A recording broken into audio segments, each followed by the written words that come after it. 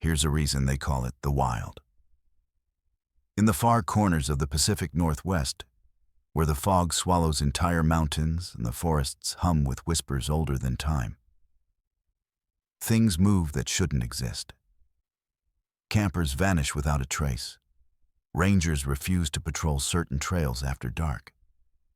And locals speak of voices in the trees, calling them by name.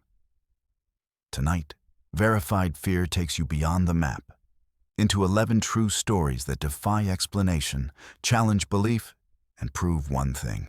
Out here, the forest remembers everything. What would you do if you realized the fog rolling through the forest wasn't just moving with the wind, but following you? And what if, every time you stopped to catch your breath, you heard footsteps inside it getting closer? I've hiked the Olympic Peninsula my entire life. Grew up in Port Angeles, spent my weekends on these trails before I could even drive. I know these forests like most people know their own neighborhood, which is why what happened to me last November still doesn't make any goddamn sense. I'm telling you this because I need someone to believe me, and because I need to know if anyone else has experienced what I did on the Hoh River Trail that day. It started as a perfect hiking day. I'd taken a personal day from work specifically to get out before the heavy winter rain set in.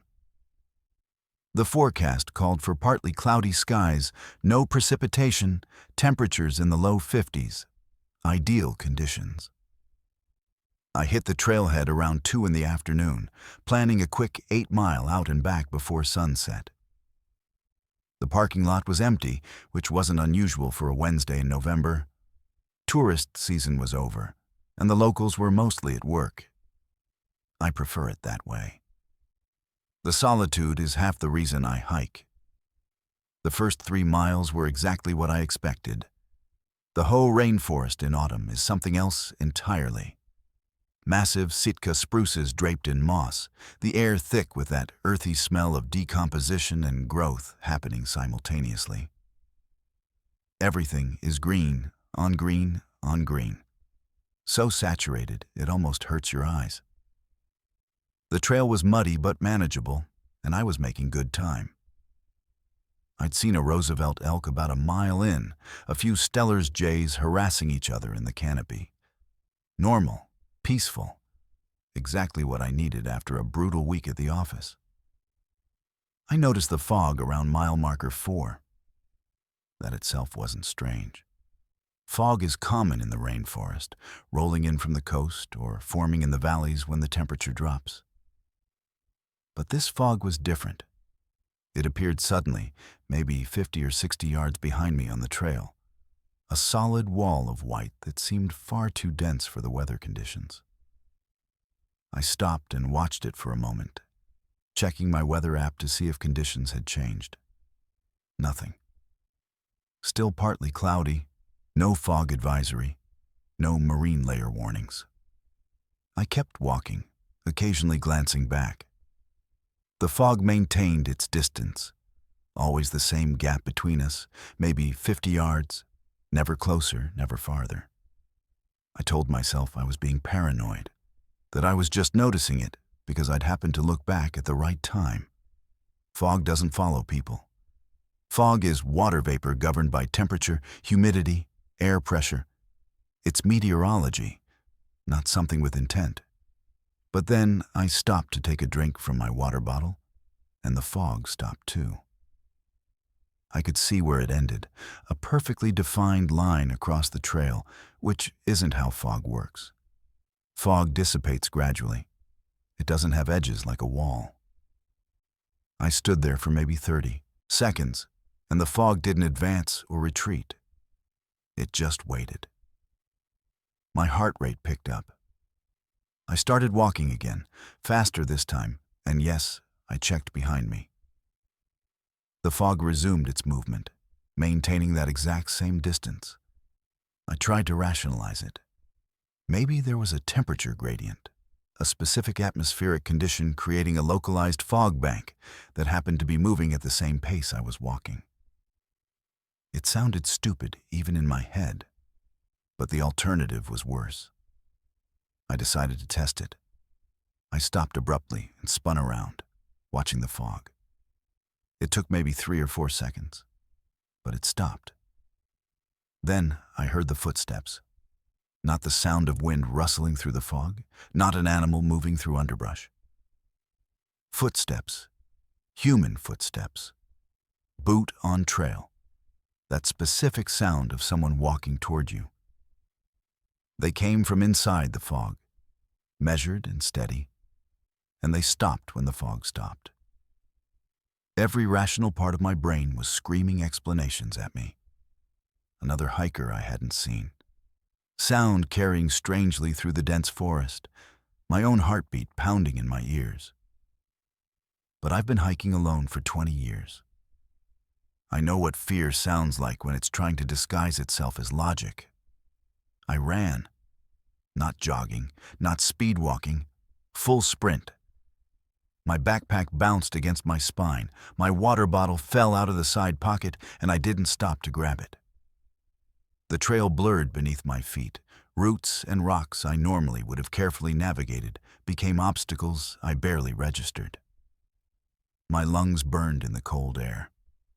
Behind me, I could hear it.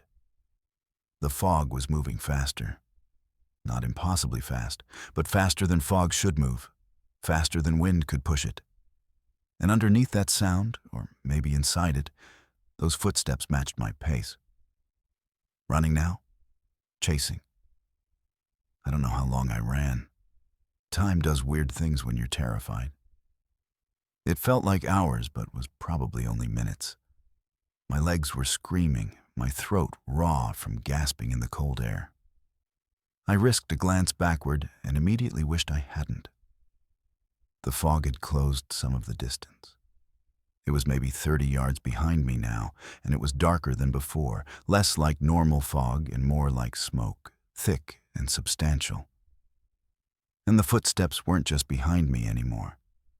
They were on both sides, parallel to me in the forest, pacing me through the trees. That's when I realized I'd made a terrible mistake. I was running deeper into the wilderness, farther from the trailhead, farther from my car, farther from any possibility of help.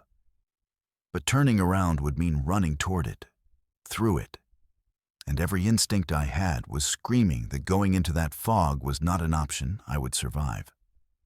I spotted a game trail splitting off from the main path and made a split-second decision. I veered right, crashing through sword ferns and salal, branches whipping across my face. The game trail was barely visible, probably made by elk, and it led uphill away from the river. My thighs burned as I climbed, using roots and exposed rocks to pull myself up the steep incline. I didn't hear the footsteps anymore, just my own breathing and the sound of vegetation thrashing against my jacket. I climbed for what felt like forever before I finally stopped. Pressing my back against a massive Sitka spruce, trying to quiet my breathing enough to listen. The forest was silent. Not peaceful silent. Wrong silent. No birds, no wind, no distant sound of the river. Just my breathing and my heartbeat thundering in my ears. Then I smelled it. Salt, water, and something else. Decay. But not the normal forest decomposition smell. Something older. Something that reminded me of the beach after a storm, when dead things wash up from the deep. The smell was getting stronger, and with it came that impossible fog, seeping through the trees, rising up from the forest floor like it was emerging from the ground itself. I abandoned any pretense of understanding what was happening and just moved. Not running anymore because the terrain was too rough, but scrambling, climbing, putting as much elevation between myself and that thing as I could manage. My hands were bleeding from grabbing rough bark and sharp rocks. My ankle rolled at least twice, but adrenaline kept me moving. The fog kept rising. It filled the spaces between trees, erasing the forest behind me, and the footsteps came with it. Closer now, could hear breathing inside the fog, rhythmic and wet like something dragging air through fluid-filled lungs. I didn't look back again. I couldn't. I don't know how I found the logging road. Pure luck, maybe, or whatever passes for divine intervention when you're being hunted by something that shouldn't exist. One moment I was crashing through old-growth forest, the next I stumbled onto gravel. A decommissioned logging road, probably decades old, but it was clear and it ran perpendicular to the slope. I turned left for no reason other than instinct and ran along that road like my life depended on it. It probably did. The fog didn't follow me onto the road. I made it maybe 100 yards before I realized I couldn't hear the footsteps anymore. Couldn't smell that terrible ocean rot smell. I stopped and turned around. The fog had stopped at the tree line, that same sharp edge, that same impossible boundary. It stayed there, roiling and dense, for maybe 30 seconds. Then it retreated. Not dissipated. Retreated. It pulled back into the forest deliberately, purposefully, like something giving up a hunt it knew it had lost. I walked that logging road for 3 miles before it intersected with a Forest Service road. Flagged down a ranger truck just before full dark. Told them I'd gotten turned around, which was technically true. They drove me back to the trailhead. My car was the only one there, waiting right where I'd left it 5 hours earlier. I've tried to find that logging road on maps. It's not there. The game trail I followed shouldn't have led to anything but deeper forest. The fog bank that day wasn't mentioned in any weather reports. I checked. I've talked to meteorologists, experienced hikers, even a physics professor at the university. No one has an explanation that makes sense. I haven't been back to the Hoh River Trail. I probably never will. Because sometimes the forest reminds you that you're not at the top of the food chain, that there are older things than us in these woods, and some of them are still hungry. What if the wilderness itself turned on you, erasing every track, every mark, and left you questioning reality with each step? If the trail you set your life by vanished beneath your boots, leaving only your own footprints as a mocking echo, would you keep walking? Or would you turn back into the unknown? I'm not easily shaken. Years spent mapping logging roads and game trails across Washington have given me an almost pathological trust in my Garmin, my old map books, and my own instincts. This trust is exactly why I find myself haunted long after my last trek into the Cascades. Haunted not by what I saw, but by the slow, insidious way reality peeled itself away mile by mile, until all that was left were questions. A seasoned hiker, an already anxious mind, and a wilderness that decided my confidence was an open invitation. I planned the trip meticulously. 2 days solo between Snoqualmie Pass and a disused firewatch cabin, tracing what should have been a series of mapped switchbacks up and into old growth. Weather forecast was cold, clear, no snow risk, just the perpetual damp every Pacific Northwest explorer knows by heart. I watched the sunrise beside the parking lot as I shouldered my pack, checked my gear 3 times, and started into the woods, boots crunching on frozen earth. The forest felt almost welcoming, light streaming between frayed branches and thick trunks, the hush of civilization replaced with that particular orchestra of distant streams and bird calls. The only company I expected was the squirrel chattering above, and maybe, far off, the echoing notes of an owl waiting for nightfall. The first couple miles were perfect, ordinary in that way the truly wild places can be. Just enough risk to keep you sharp, just enough beauty to keep you humble.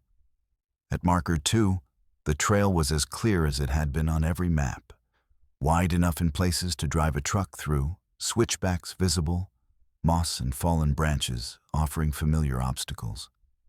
When I reached a fork where my GPS insisted left, led into dense brush, and my old paper map promised a trail, I shrugged away the digital confusion. Old logging traces disappear all the time. Maps, especially print, sometimes preserve ghosts as well as reality. Except after 15 minutes, the ghost became something much stranger. The trail I chose was real. Fresh, crushed pine needles, boot prints, sometimes deer tracks. Every few yards, the forest looked subtly off. The way fallen limbs were stacked felt almost purposeful, and the sunlight seemed to narrow. Still, I trusted my map, clicked my tongue at the stubbornness of my GPS, and pushed on. The sense of being watched was so faint, I only noticed it by its absence. The forest oddly devoid of the racket I'd come to expect. Even the rodents seemed to be holding their breath. 3 miles in, the trail suddenly opened on what should have been a broad clearing marked as a decommissioned campsite. Where fire rings and faded signposts usually stood, there was nothing. Just pine needles and silence. But that's not what unsettled me. What made my hands shake was the pattern of boot prints that edged the clearing. They matched my own boots, down to the odd abrasion near the left toe, a mark I'd made scraping up hawthorn near my house 2 weeks before. The air grew colder, heavier. I looked around, heart thudding not from exertion, but from a sickly sense. I was the only person who'd been here in years, yet every path leading out was marked with impressions, deep and fresh, identical to mine. I retraced my steps, checking each exit from the clearing with a flashlight and my phone. No human tracks older than mine, no animal prints, just the distinct echo, a familiar gait. I spat out a bitter laugh at the thought of someone stalking me with rubber overlays to match my boots. But the joke died flat as the wind. Moving in with purpose felt like the only sane thing to do. I followed the only clear trail heading east, trying not to look at the matching footprints that now appeared in clusters every 10 yards. My GPS was no help. It displayed green terrain with nothing but blank white where my route should have been. At every turn, it offered corrections, looping me back in on myself, suggesting I'd wandered off a mapped fire road. I tried my old map, only to find jagged pen lines crossing routes, as though someone had gone over them with a shaky hand, all while my real trail pressed forward as confidently as any old logging path. I stopped at a fallen log to rest and collect myself, fighting the urge to call a friend, knowing cell service was long gone. I tried marking my location by carving a circle in the trunk. When I rose to move on, another circle stared back at me from the next tree, still damp, recently cut, matching my own down to the quirky twist I always did at the end. I was further unnerved by the silence that followed me. No birds, no distant rush of wind, just my breath and the oddly loud sound of boots compressing loam. At one point, I ducked into a thicket to pee, then stopped cold when I saw a line of broken branches ahead, tracing the exact shape of my own path. No prints but my own. No sounds but my own. Even my cough seemed to echo back, thinner, less certain than it should have been. By noon, I reached a ridge where I could actually see the surrounding valleys. I expected the familiar outline, the fire watch cabin or the old clearing where a Forest Service truck should sit. What I saw instead was, impossibly, another hiker. Broad-shouldered, tan jacket, black pack, mirroring exactly what I wore, standing on the far side of the ridge, not moving. I waved. Nothing. I called out. No response. Instead, the figure squatted, tracing something in the dirt with its hand, and then rose, vanishing as quickly as a dropped cigarette. I hurried over, anxious for contact, just to find more boot prints matching my own and another odd circle, carved into the hardpan with just a twist at the end. I tried to backtrack, but the way was blocked by dense brush, so thick it wasn't there before. The trail behind seemed to dissolve, replaced with rough forest, as if the earth decided it was done hosting human feet. I kept moving, following the only direction where ground was still clear, boots pounding out my increasing panic. At each turn, more of my own footprints appeared, weaving between fallen logs and sometimes marking places I never walked. The world closed in. It became impossible to judge distance or direction except by sun, which was fast vanishing in the ever-thickening clouds. Even the warmth I'd felt that morning gave way to icy damp. The forest's colors dulled, trees leaning in drunken angles, until I felt like I was walking through an underexposed photo. The only thing consistent was the echo of my own movement, the crunch of my boots and the dull ache of my knees. Time warped. Minutes felt like hours, every loop bringing me back to the same cluster of circles and boot marks. I reached a point where I realized I couldn't tell if I'd ever left the initial clearing. Had I wandered in circles for hours, or had the forest rearranged itself each time I took a step? My gear, checked so carefully that morning, felt heavier now, as though the pack itself resisted movement. Every ration bar, every map, every knife was useless. I slumped against a tree, face cold against rough bark, and allowed myself to weep openly, raw, helpless, furious at myself and at a forest that seemed intent on turning even my most confident footsteps into a mocking echo. When night finally approached, I knew I couldn't camp. The idea of sleeping in a place where every sound reflected my own voice, every track matched my own, was unbearable. I pressed onward, determined only to keep moving until something broke, either my legs or whatever spell the world had decided to cast. Then, as the temperature plunged and the last light drained from the sky, I stumbled onto a marked trail. Not the one I'd planned, nor the one my GPS indicated, but a wide, crushed gravel trail with a signpost more recent than anything I'd seen all day.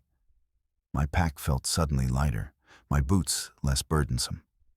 The forest relaxed its grip, noises returning in hesitant waves.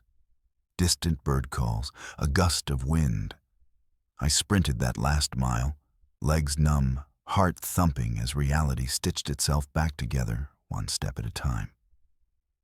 When I burst into the parking lot, my truck sat in the deep blue dusk, as if waiting for someone else. It took a full hour before I could drive, hands shaking, breath hitching in my chest. I checked my phone. No new messages, no weird GPS tracks. I checked my boots, still marked by that hawthorn scrape. But when I looked under the soles, there was a new indentation. A perfect circle, carved deep, twisting just the way I always finish. A detail no map, no GPS, no memory could explain. For weeks after, I tried to rationalize what happened. I spoke to rangers, with no luck. I went over satellite images, finding nothing amiss.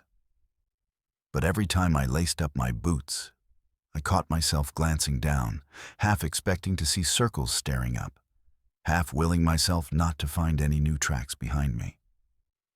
I haven't returned to the Cascades, not because I fear what happened, but because I fear what didn't.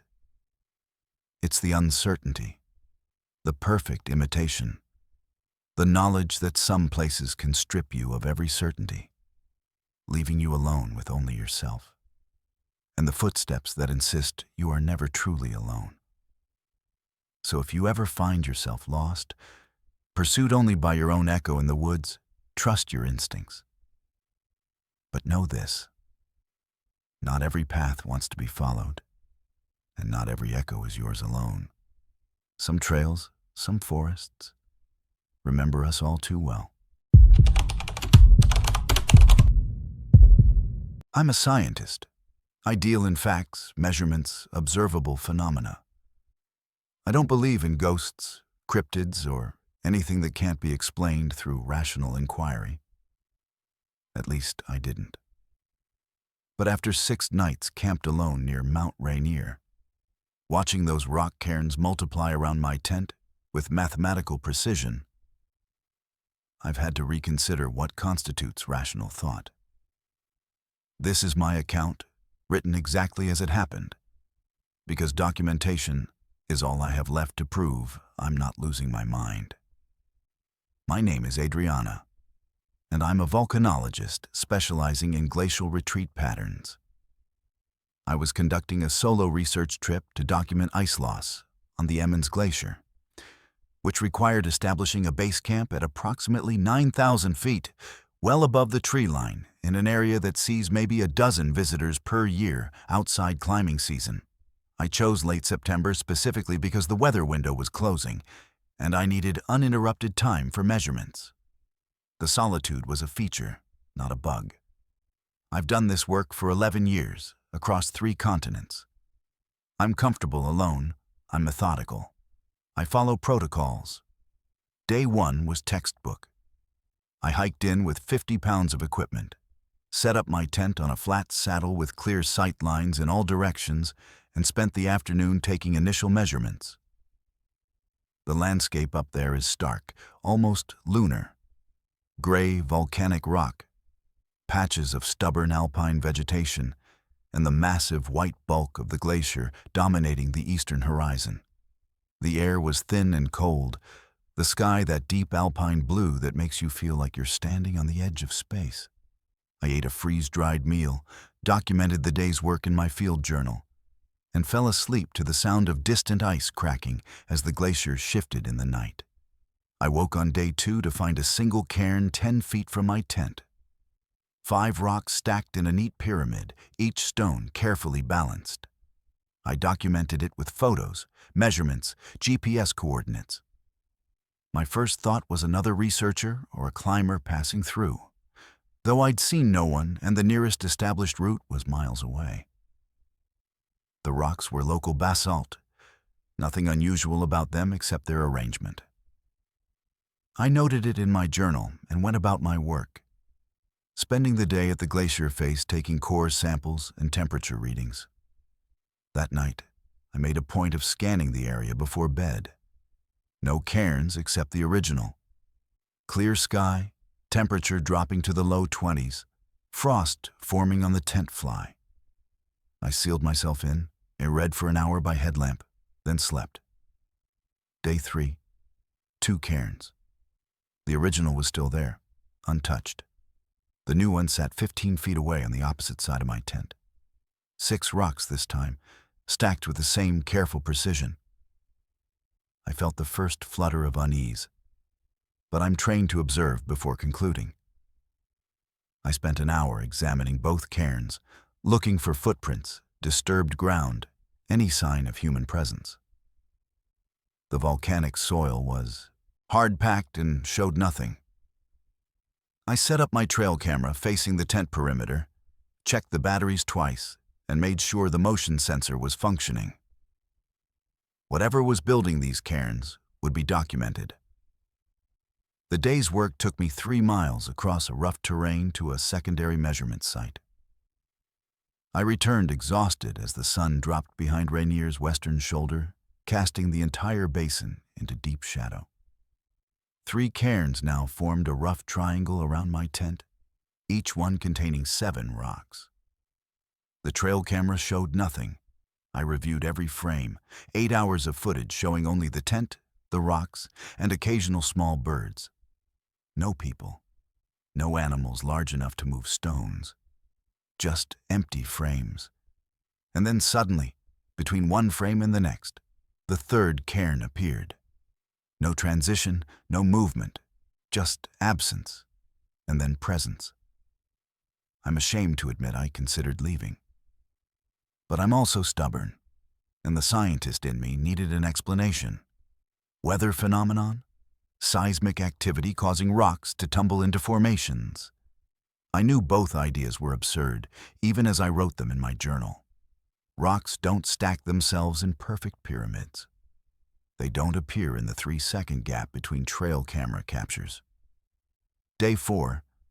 4 cairns, 8 rocks each. They formed a square now, one at each cardinal direction, all equidistant from my tent.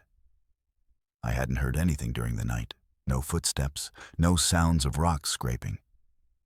The trail camera again showed nothing useful, just the moment between frames where reality reorganized itself. I spent that day barely working, mostly sitting on a rock outcropping 300 yards away, watching my camp through binoculars. Nothing moved. The wind picked up in the afternoon, strong enough that I had to secure my tent with additional stakes. But the cairn stood unmoved, impossibly stable. That night, I didn't sleep. I sat in my tent with the flap partially open, headlamp off, watching the darkness.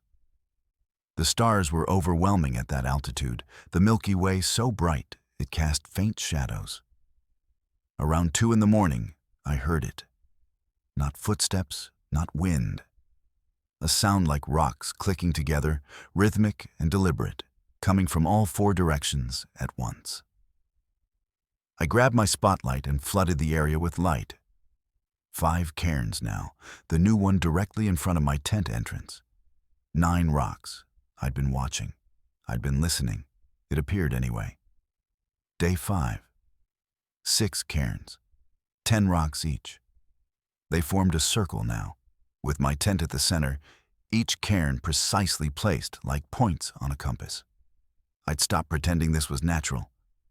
I documented everything with photographs, detailed notes, GPS coordinates.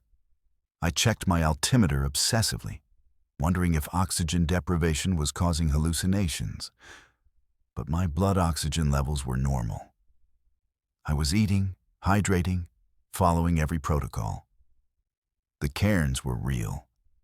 The camera footage continued to show their impossible appearances, 3-second gaps, where the laws of cause and effect seemed suspended. I tried to knock one down. The rocks wouldn't budge. They weren't cemented or glued. But when I tried to lift the top stone from the nearest cairn, it felt fixed, immovable, as if the rocks had fused into a single mass. I tried another cairn with the same result. Whatever force was building these structures had made them permanent, or at least beyond my ability to dismantle. Day 6. 7 cairns. 11 rocks each. A new one had appeared inside the circle, just 5 feet from my tent door. The circle was tightening. For the first time, I felt genuine fear. Not the intellectual unease of unexplained phenomena, but visceral, animal fear. I was being counted towards something, some end point that would arrive when the numbers reached their conclusion. I knew I should leave, hike out immediately. But I needed to see it through. Scientists observe. We document. We don't run from data just because it frightens us. That night I lay in my tent, not even pretending I might sleep, waiting for the sound of rocks clicking into place. It came at midnight exactly, my watch alarm coinciding with that rhythmic clicking. I counted the sounds. 12 distinct clicks, 12 rocks finding their arrangement. I didn't turn on my light. I didn't look. I just listened and counted and tried to keep my breathing steady. Day 7. 8 cairns, 12 rocks each. The new one was 2 feet from my tent. I could touch it from the entrance. The circle had become a spiral, winding inward. And at the rate of 1 cairn per night, tomorrow's would be close enough to block my door. I broke camp in a frenzy, stuffing gear into my pack without my usual organization, abandoning equipment I couldn't carry. I needed distance, needed to be anywhere but inside that tightening spiral. I made it maybe 30 yards before I saw them. Rocks scattered across the ground in front of me, hundreds of them, all similar size, all waiting. Behind me, I heard that clicking sound. But it was wrong, too fast. Not the slow, methodical pace of previous nights.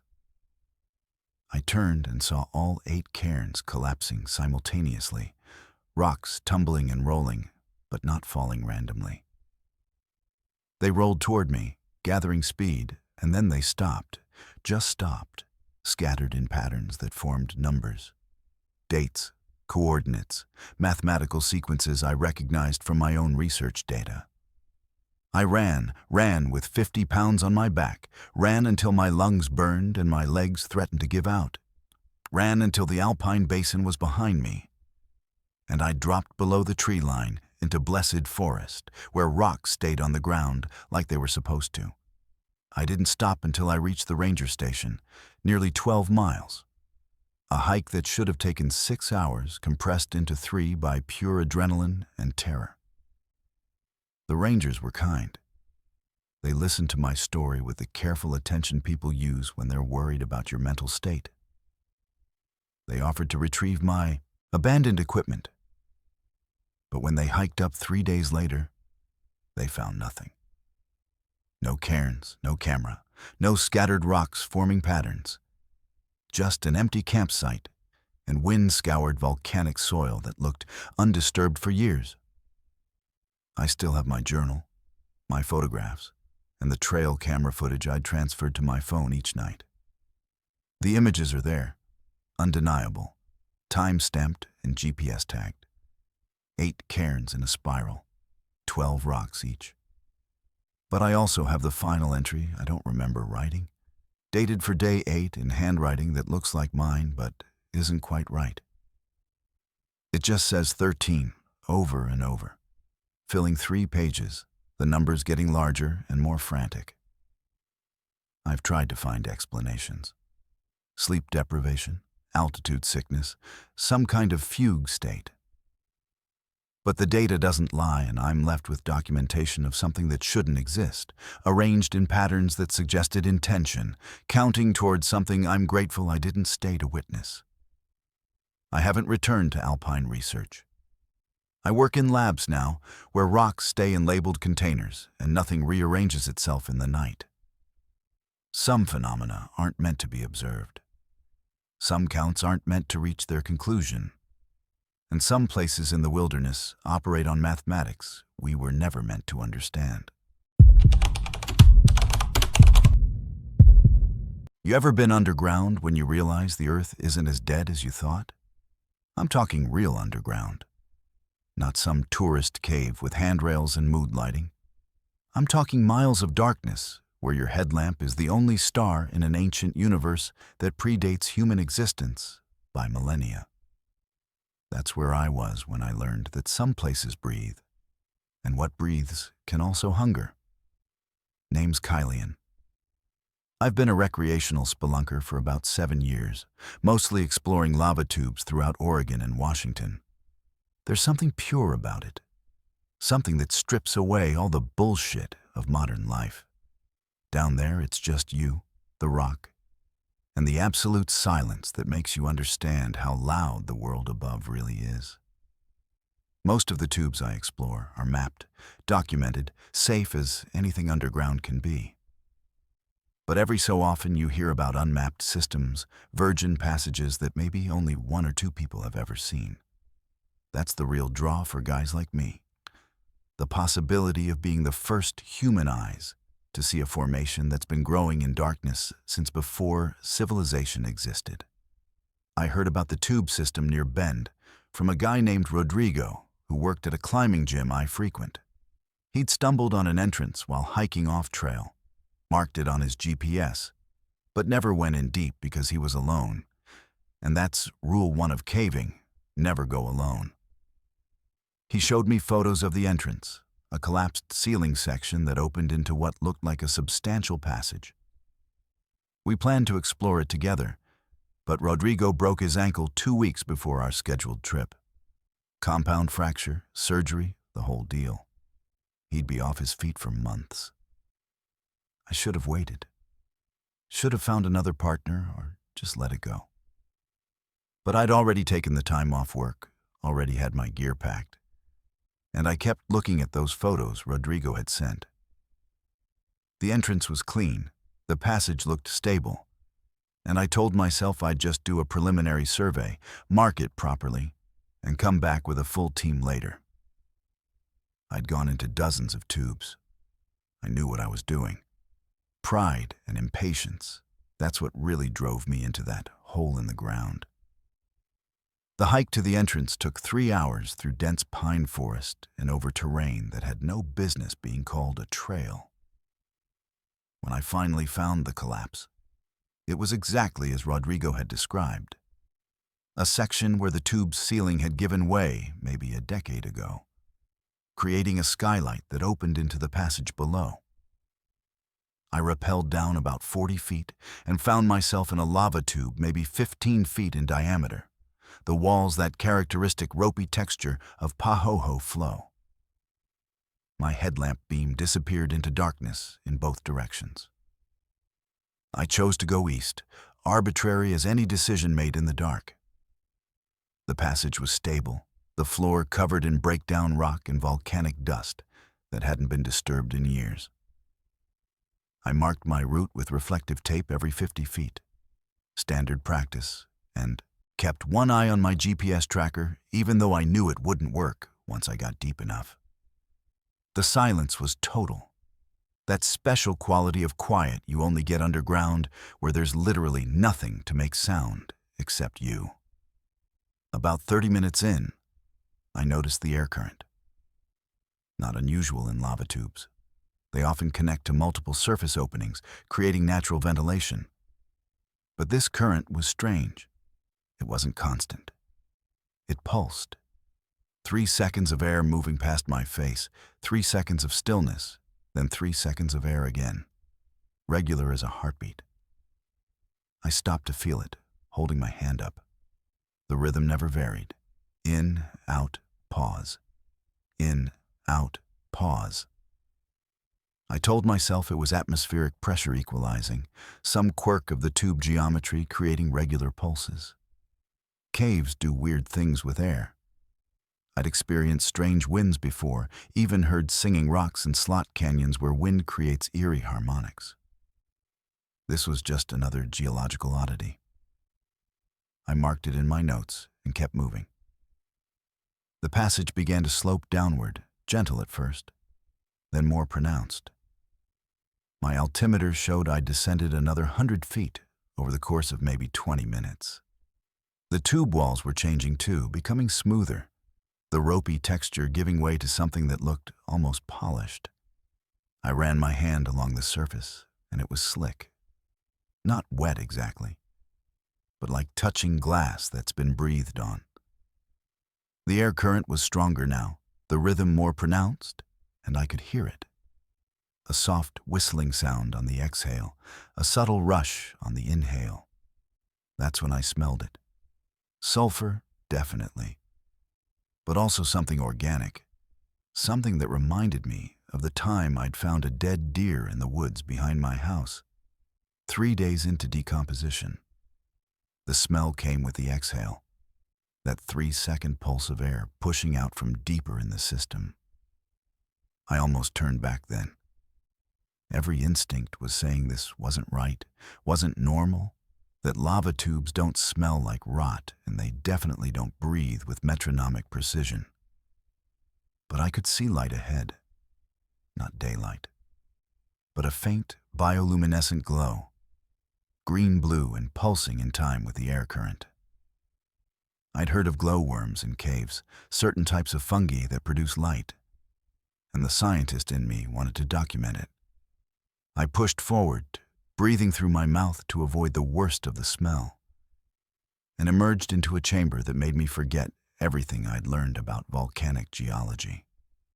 The space was massive, cathedral-sized, with the ceiling lost in darkness above my headlamp's reach. The walls were covered in that same smooth, slick surface, and they glowed. Not brightly, but with that same green-blue luminescence, pulsing in perfect synchronization. In, the walls brightened. Out, they dimmed. The rhythm was everywhere now, unavoidable, and I could feel it in my chest, my own breathing starting to match the cadence of whatever the hell I was standing inside. The floor of the chamber sloped down to a central depression, maybe 30 feet across, and that's where the smell was coming from. I approached the edge and aimed my headlamp down into it. The depression was deep. My light couldn't find the bottom. But I could see the walls were moving. Not collapsing or shifting, moving deliberately, contracting and expanding, flesh-like, organic. The entire chamber was breathing, and I was standing inside something's lung. I should have run. Every fiber of my being was screaming to turn around, climb back up that passage, and never speak of this place again. But I was paralyzed by the sheer impossibility of what I was seeing. Lava tubes don't have living walls. Rock doesn't pulse and glow and contract like muscle tissue. This wasn't geology. This was biology on a scale that shouldn't exist. The breathing changed. The rhythm that had been so steady, so regular, suddenly accelerated. The 3-second intervals compressed to 2 seconds, then 1, the chamber brightening and dimming faster, the air moving with enough force now that my jacket rippled. The smell intensified, that rot stench mixing with sulfur until I gagged and stumbled backward. From the central depression came a sound, a low vibration that I felt more than heard, resonating through the stone beneath my feet and up through my bones. I ran. No more documentation, no more scientific curiosity. Pure animal panic drove me back toward the passage entrance, my headlamp beam bouncing wildly as I scrambled over breakdown. Behind me, the chamber's breathing became violent, hurricane-force exhalations punctuated by gasping inhalations that seemed to pull at me, trying to drag me back. The smooth walls of the passage were contracting, the tube getting narrower, and I realized with absolute horror that it was closing, that whatever I'd woken up was trying to seal itself with me inside. I've never moved faster in my life.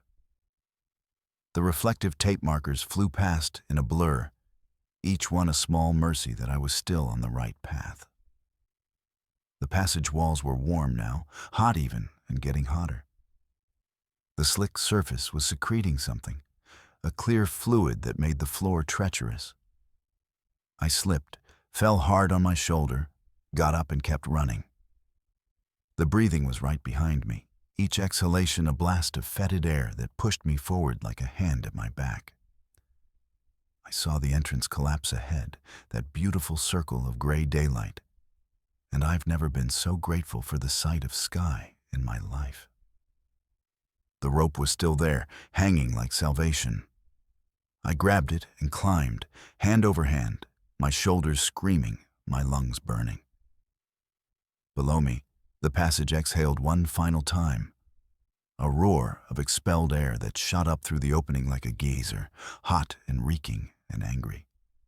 I cleared the edge and collapsed on solid ground, dragging myself away from the opening on my elbows. For several minutes, I just lay there, breathing real air, feeling sunshine on my face, relearning what it meant to be on the surface. When I finally looked back at the collapse, the opening seemed smaller somehow, the edges crumbling inward, and I swear I could still hear it, faint and distant, that rhythmic breathing from somewhere deep below. I never filed a report, never marked the location on any map. I told Rodrigo I couldn't find the entrance, that maybe his GPS coordinates were off. The gear I left down there, tape markers, a spare light, my notes, can stay forever. Some caves aren't meant to be explored. Some darkness isn't empty. And some places in the earth are alive in ways that predate and transcend everything we think we know about what's possible. I still go caving sometimes, but only in commercial caves now. Tourist spots with guides and established routes. Because I know what's out there in the unmapped places, in the deep tubes that run like arteries through the volcanic stone. I know that the earth has secrets, and some of those secrets breathe, and they don't appreciate visitors. Look, I know how this sounds. 4 people, total strangers, all having the exact same nightmare about a place none of us had ever been to? Yeah, I get it. Sounds like internet creepypasta garbage. But I was there. I lived it. And the worst part isn't that we all dreamed about the same place. It's that we all walked toward it anyway, knowing exactly what was waiting. My name's Emery, and this is about the thing that called us to mile 1847 on the Pacific Crest Trail. I started my through hike in April, Kennedy Meadows, planning to go northbound through Oregon and into Washington before the snow hit. Standard stuff for someone with more time than sense and a desperate need to figure out what the hell to do with their life after a divorce that took everything except my hiking boots. The trail's a moving community. You see the same faces day after day, camp near the same people, share meals and stories at resupply stops. But you also meet solo hikers, people doing sections, weekend warriors. It's a constant flow of humanity through wilderness, which is probably why nobody thought much about the dreams at first. Mine started in southern Oregon, just past Crater Lake. I'd gone to sleep in my tent after a brutal 23-mile day, legs aching, feet blistered. The kind of exhausted where you're unconscious before your head fully hits the stuff sack you're using as a pillow. The dream was vivid in that hyper-real way where you know you're dreaming but can't wake yourself up. I was standing in a clearing I'd never seen before, surrounded by old-growth Douglas firs so massive they blocked out most of the sky. There was a rock formation in the center, 3 boulders stacked in a way that couldn't be natural, creating an archway maybe 8 feet tall. And there was sound. Not quite music, not quite voices, but something that made my teeth ache and my stomach clench. In the dream, I knew exactly where this place was. Mile 1847. The knowledge was absolute, like knowing your own name. I woke up with the worst headache of my life, took some ibuprofen, and figured it was just my brain processing trail fatigue. Except the next night, same dream. Exact same clearing, same impossible rock formation, same sound that made my bones vibrate. And again, that certainty. Mile 1847. I was at mile 1791 according to my GPS, 56 miles away. At the next resupply stop, I met Kalani at the outfitter. She was restocking food, looked about as wrecked as I felt, and when I casually mentioned weird dreams, her face went white. We sat outside on the curb and compared notes. Her dreams had started 4 nights ago. Same clearing, same rocks, same sound. She was hiking southbound, currently at mile 1903, 56 miles away in the opposite direction. We found Corbin at the hostel that night. He'd been having the dreams for a week, started talking about it at dinner, and the relief on his face when we told him he wasn't alone was almost painful to watch. Section hiker only, doing Oregon, currently at mile 1789. Then there was Thea, who we met purely by accident at the small grocery store. She wasn't even a hiker, she was a trail angel, someone who helps hikers with rides and supplies. But she'd been having the dreams too, and she lived in a town approximately 56 miles by road from where the trail crossed mile 1847. 4 people, 4 different starting points, all having identical dreams about the same location, all positioned exactly 56 miles away. We sat in Thea's living room that night, comparing details, trying to find rational explanations. Shared exposure to something, bad water, some kind of localized fungal spores that cause hallucinations.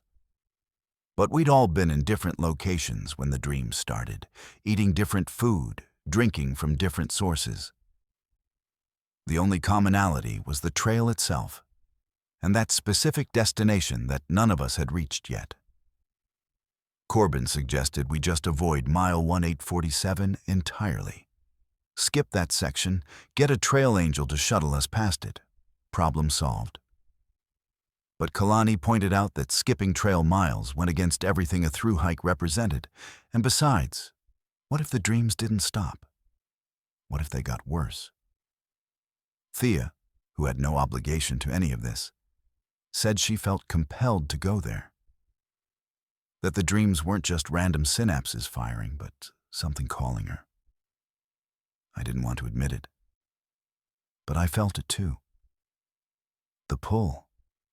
The certainty that we needed to go to that clearing, that whatever was generating these dreams wanted us there.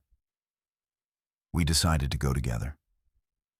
4 people is safer than 1, and we'd reach the location from different directions on the same day, meet at the clearing, and figure out what the hell was happening. Maybe it was a shared delusion. Maybe we'd get there and find nothing and could all laugh about it later in therapy. But we'd go, we'd see, and we'd document everything. I reached the coordinates at 2 p.m. on a Thursday in late September. My GPS showed mile 1847.3, just off the main trail, maybe 100 yards. The forest was silent in that wrong way where your brain knows something's off before your conscious mind catches up. No birds, no wind, no insects, just oppressive quiet. I found the clearing exactly as it had appeared in my dreams. The massive firs, the 3-boulder archway, even the quality of light filtering through the canopy matched. Kalani arrived 10 minutes later from the north, then Corbin from the south. We waited for Thea, who'd hiked in from the nearest Forest Service road. She arrived at 2:47 p.m. I remember the exact time because I was checking my watch obsessively, aware that we were all standing in a place we'd only ever seen while unconscious. The rock formation was real. The clearing was real. And that sound, we could all hear it now, not in a dream, but in waking life.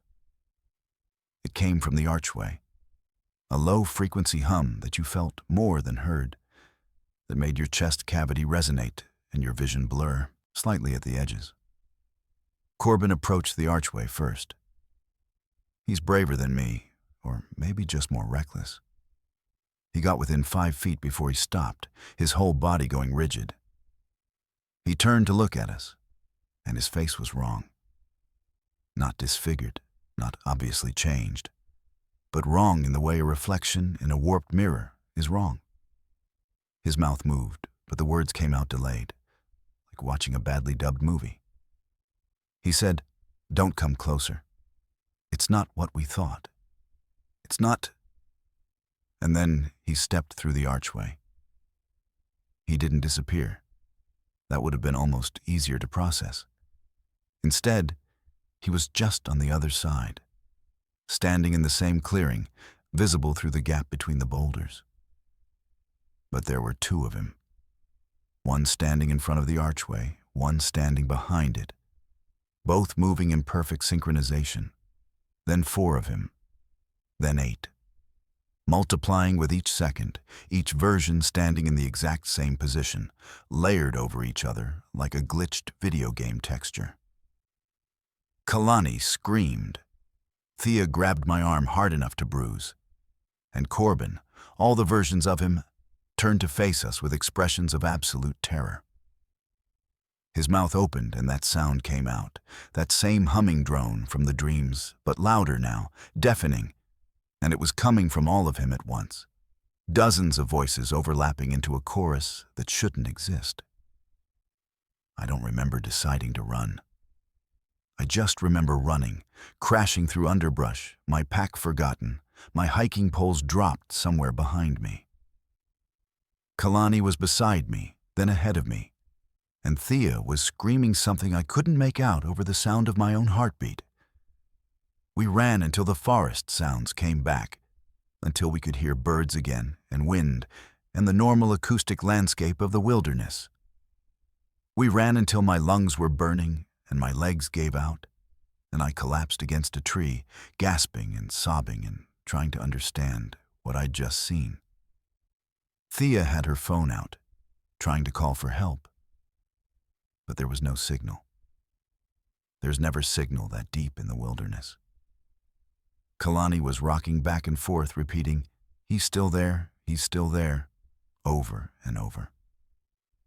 We waited an hour, maybe two, hoping Corbin would catch up, that he'd somehow extracted himself from whatever that archway had done to him.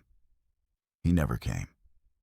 We hiked out together, made it to a ranger station by nightfall, reported a missing hiker, gave them the coordinates, described what we'd seen in the most rational terms we could manage without sounding completely insane. They sent a search and rescue team, found the clearing, found the rock formation, found Corbin's pack and poles, never found Corbin. The official report lists him as a missing hiker, presumed dead due to exposure or fall injury, body not recovered. But I know what happened to him. We all do. He's still there, at mile 1847, standing in front of that archway. Or behind it. Or both. Existing in multiple states simultaneously, trapped in whatever that place does to reality. The dreams stopped after that day. None of us have had them since.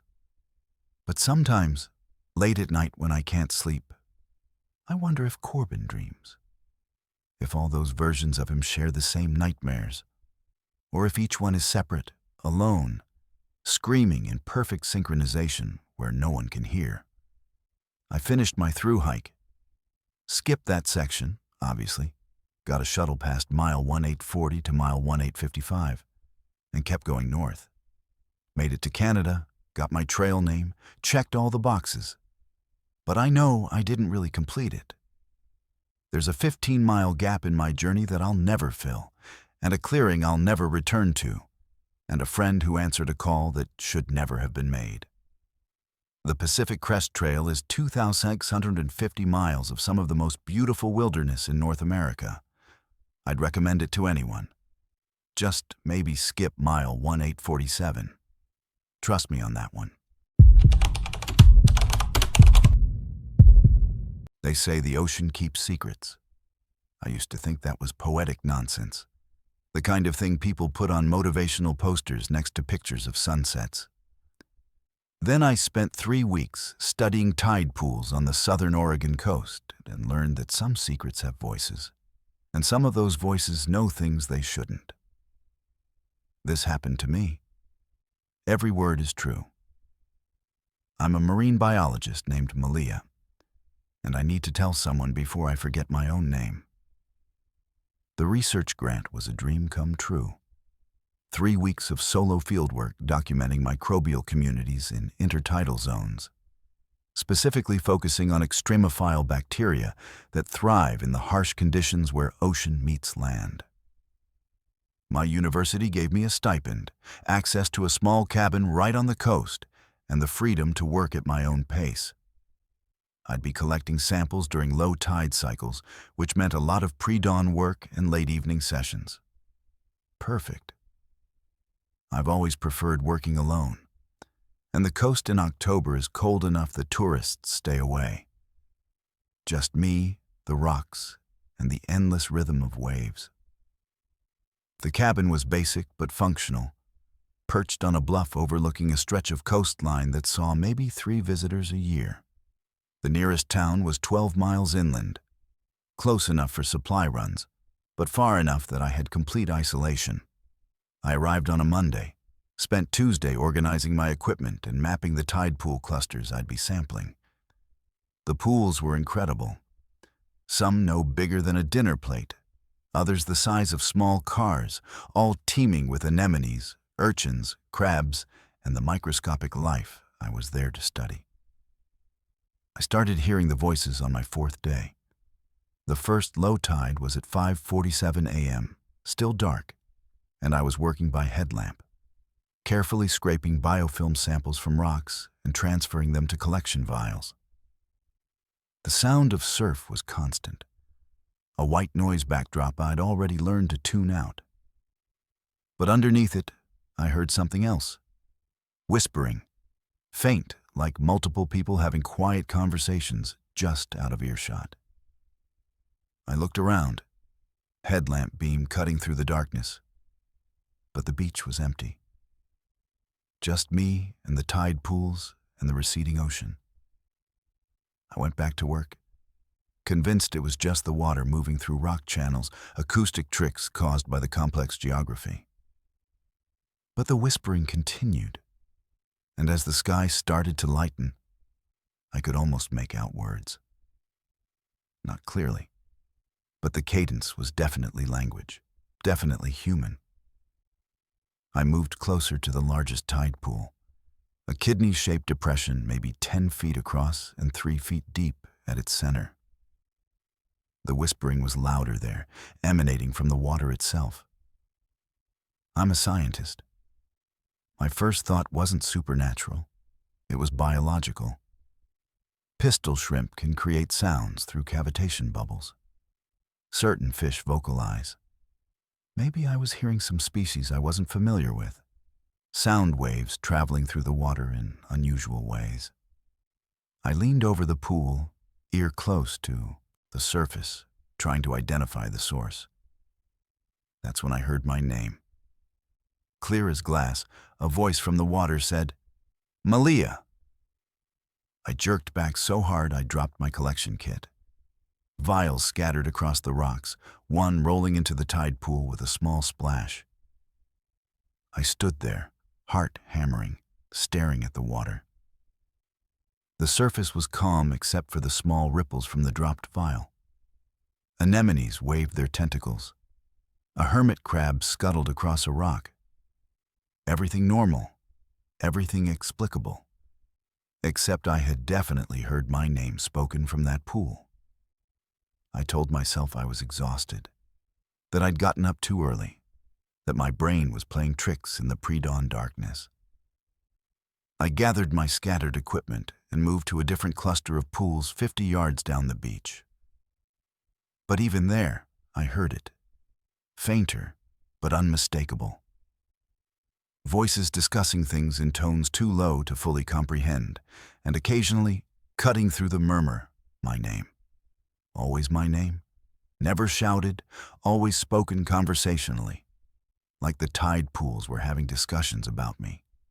By the time the tide started coming back in, I'd convinced myself I was experiencing auditory hallucinations brought on by isolation and the repetitive sound of waves. I went back to the cabin, ate breakfast, and tried to sleep. But every time I closed my eyes, I heard that whispering, and I kept jerking awake with my heart racing. I lasted maybe 2 hours before giving up and spending the day analyzing the samples I'd collected, trying to focus on work, on data, on things that made sense. The evening low tide was at 6:15 p.m. I almost didn't go, almost stayed in the cabin with music playing loud to drown out the ocean sounds. But I had a research timeline, and skipping collection sessions wasn't an option. I geared up, grabbed my headlamp, and headed down to the beach as the sun dropped below the horizon. The tide pools were exposed again, reflecting the deepening blue of twilight. And the voices started immediately. This time they were clearer. I could make out words, fragments of sentences. A voice that sounded like my mother saying, "Always knew she'd come back." Another voice, deeper, discussing the samples she took from the North Cluster. A child's voice asking, "Does she remember yet?" I stood frozen on the rocks, listening to conversations that couldn't be happening, about topics that made no sense. My mother lived in Arizona, and we'd barely spoken in years. No one knew which pools I was sampling from. Remember what? I approached the large kidney-shaped pool again. The whispering intensified as I got closer, resolving into distinct voices, maybe a dozen of them, overlapping but comprehensible. They were talking about my research, citing specific bacteria species I'd identified in my preliminary analysis. They mentioned my dissertation advisor by name. They discussed a paper I'd published 2 years ago, quoting passages I'd written. And then one voice, cold and clear as winter rain, said she doesn't know about the accident yet. My blood went ice. What accident? I pulled out my phone. No signal, never any signal out here, and started walking back toward the cabin. Behind me, the voices rose in volume, calling my name, saying, "Don't leave," and "She needs to understand," and "It's already happened." I broke into a run, slipping on wet rocks, catching myself with my hands, scraping my palms raw. The cabin seemed impossibly far, the path up the bluff steeper than I remembered. I made it inside, locked the door, and immediately tried the landline. Dead. The power was out too, which was strange because it had been fine when I'd left. I used my phone's flashlight to check the breaker box. Everything looked normal, but flipping switches did nothing. My laptop was dead despite being fully charged that morning. My backup battery pack wouldn't turn on. Every electronic device I had was inert, useless. The whispering was inside now. Not from the tide pools hundreds of yards away, but inside the cabin, coming from the bathroom. I crept toward the sound, every horror movie instinct screaming at me to run instead. But where would I go? The nearest house was miles away. The road barely passable in daylight, and it was full dark now. I pushed open the bathroom door, and the whispering was coming from the sink, from the water in the pipes, from the toilet bowl. Multiple voices, all talking at once, all saying my name. I ran outside, into the night, down to where I'd parked my car. Fumbled with my keys, dropped them, found them again. The car started, thank God the car started, and I threw it into reverse, tires spitting gravel. I didn't turn on the headlights until I was on the main road, driving way too fast on curves I could barely see. The nearest town, 12 miles of winding coastal highway, felt like 100. I pulled into the parking lot of the only gas station, hands shaking so badly I could barely turn off the ignition. The fluorescent lights of the station were the most beautiful thing I'd ever seen. I went inside, must have looked like hell because the clerk immediately asked if I was okay. I tried to explain, tried to find words that didn't sound insane, and that's when I saw the date on the register display. October 29th. I'd arrived at the cabin on October 7th. It should have been October 10th, maybe 11th. I'd lost 19 days. The clerk let me use the phone. I called my department chair, who answered with, "Jesus Christ, Malia, where have you been?" Apparently, I'd missed 2 scheduled check-ins. They'd sent someone to the cabin 3 days ago and found it empty, my equipment scattered on the beach, my car gone. They'd filed a missing person report. Search and rescue had been looking for me. And my mother had been in a car accident 2 weeks ago. She was in ICU. She'd been asking for me. I drove straight to the hospital, 15 hours of numb highway driving. My mother was unconscious, had been since the Soistau accident. The doctor said she'd been saying my name in her sleep, over and over, along with other things that didn't make sense. I sat with her for 3 days before she woke up. Her first words were, "The tide pools told you, didn't they?" I never went back to that cabin, never retrieved my equipment or my samples. The university marked the research as incomplete, and I lost the grant. My mother recovered but won't talk about what she meant, just gets a strange look in her eyes and changes the subject. I switched my research focus to freshwater systems, as far from the ocean as I can get. But sometimes, late at night, I hear it, whispering from the bathroom sink, from rain puddles, from my water glass on the nightstand. Voices discussing things they shouldn't know, mentioning people I haven't thought about in years, predicting events that haven't happened yet but always do. The ocean keeps secrets, sure. But sometimes those secrets leak out through the places where water collects and waits. And once they've spoken to you, once they've called your name, they never really stop. They're just waiting for the next low tide, the next moment when you're alone near water, to remind you that they know everything, and they're always listening.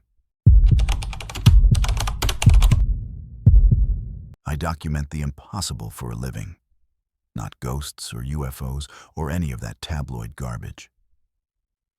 I'm a professional photographer specializing in environmental change, specifically old-growth forest ecosystems in the Pacific Northwest. My work requires precision, repeated visits to the same locations, careful documentation of changes that occur over months or years.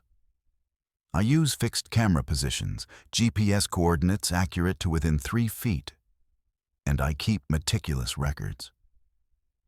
Which is why I know with absolute certainty that what happened in the North Cascades last month violates every law of biology, physics, and basic reality. My name is Tegan, and I have photographic evidence of trees that shouldn't exist. The project started in June. I was commissioned by a conservation group to document a specific section of old-growth forest slated for potential preservation. The area was remote, accessible only by a rough Forest Service road and then a 2-mile hike. Classic Cascade landscape: Douglas fir, western hemlock, western red cedar, some specimens easily 400 years old. My job was simple: establish photo points, document the forest in summer, return in fall to capture seasonal changes, compile the images into a presentation that would help secure protected status for the area. I made my first visit on June 15th. Spent 2 days establishing 12 photo points, each one marked with a discrete metal stake driven into the ground and GPS tagged. I took reference photos from each position, carefully noting landmarks, specific trees, understory vegetation. Professional, thorough, exactly what I've done on dozens of similar projects. The forest was healthy, spectacular even. Some of those firs had trunks 8 feet in diameter, crowns disappearing into the canopy 150 feet up. I took hundreds of photos, made detailed notes, and felt good about the project. Second visit was in early August. The hike-in felt longer than I remembered, but summer heat can do that. I found my first photo point by GPS, set up my tripod in the exact position using the metal stake as reference, and immediately knew something was wrong. The view didn't match. There was a massive cedar directly in my sight line that hadn't been there in June. I'm not talking about a sapling I'd overlooked.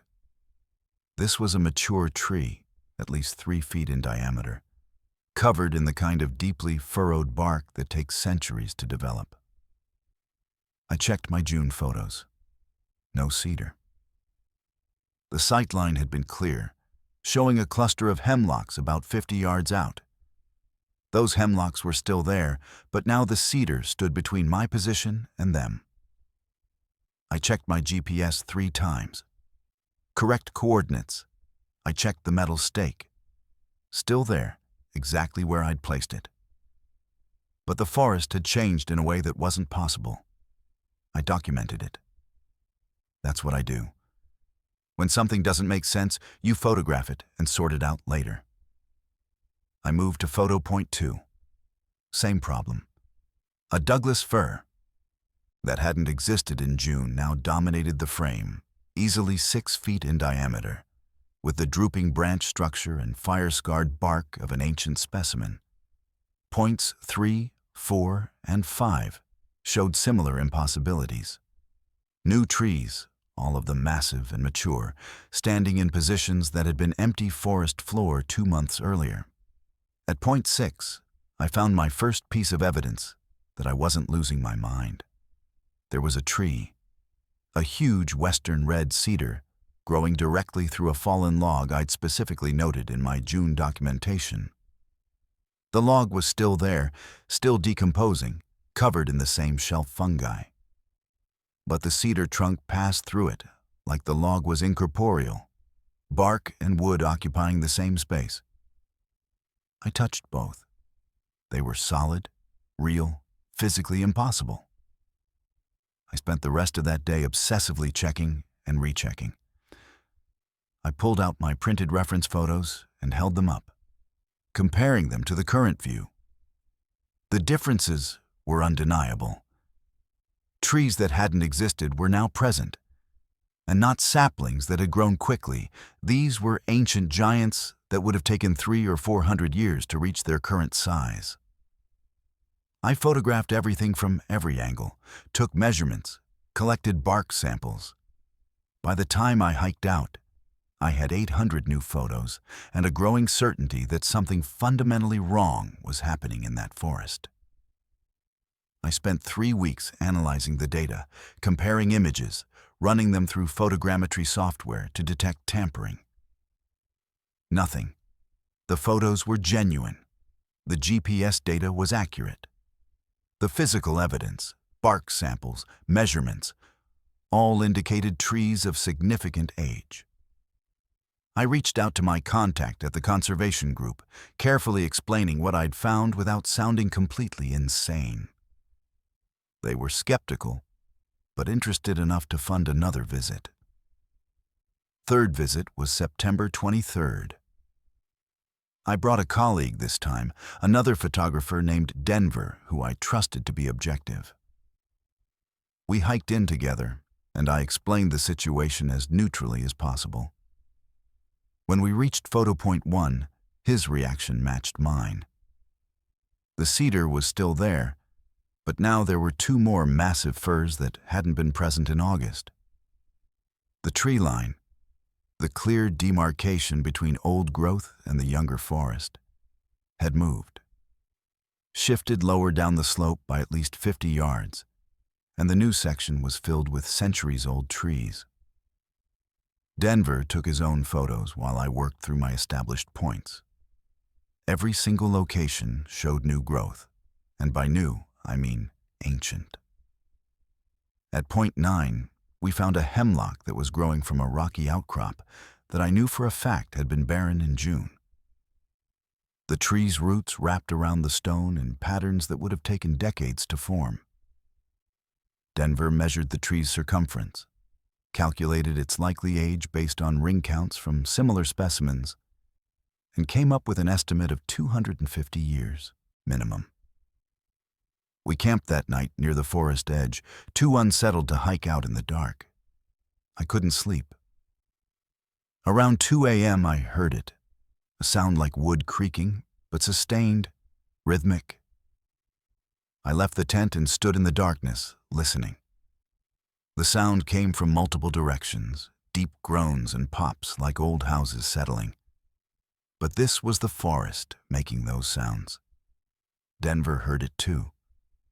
We stood together in the cold, headlamps off, listening to the forest grow. At first light, we checked photo point 12, which we hadn't reached the previous day. The change was dramatic. 3 enormous cedars now formed a triangle where my June photos showed open forest floor. But what made Denver grab my arm and swear was the smell. Fresh sap. The kind of smell you get from newly cut wood, resinous and sharp. These trees that appeared to be centuries old were seeping sap like they'd just been wounded or just grown. We found more evidence as the morning progressed. Fallen branches from the new trees that showed fresh breaks. Bark that felt slightly tacky to the touch, not quite set. And most disturbing, on one of the massive firs, rings in the exposed wood of a broken branch. Denver counted them, 47 rings. That tree, which every other measurement suggested was 300 years old, had 47 rings.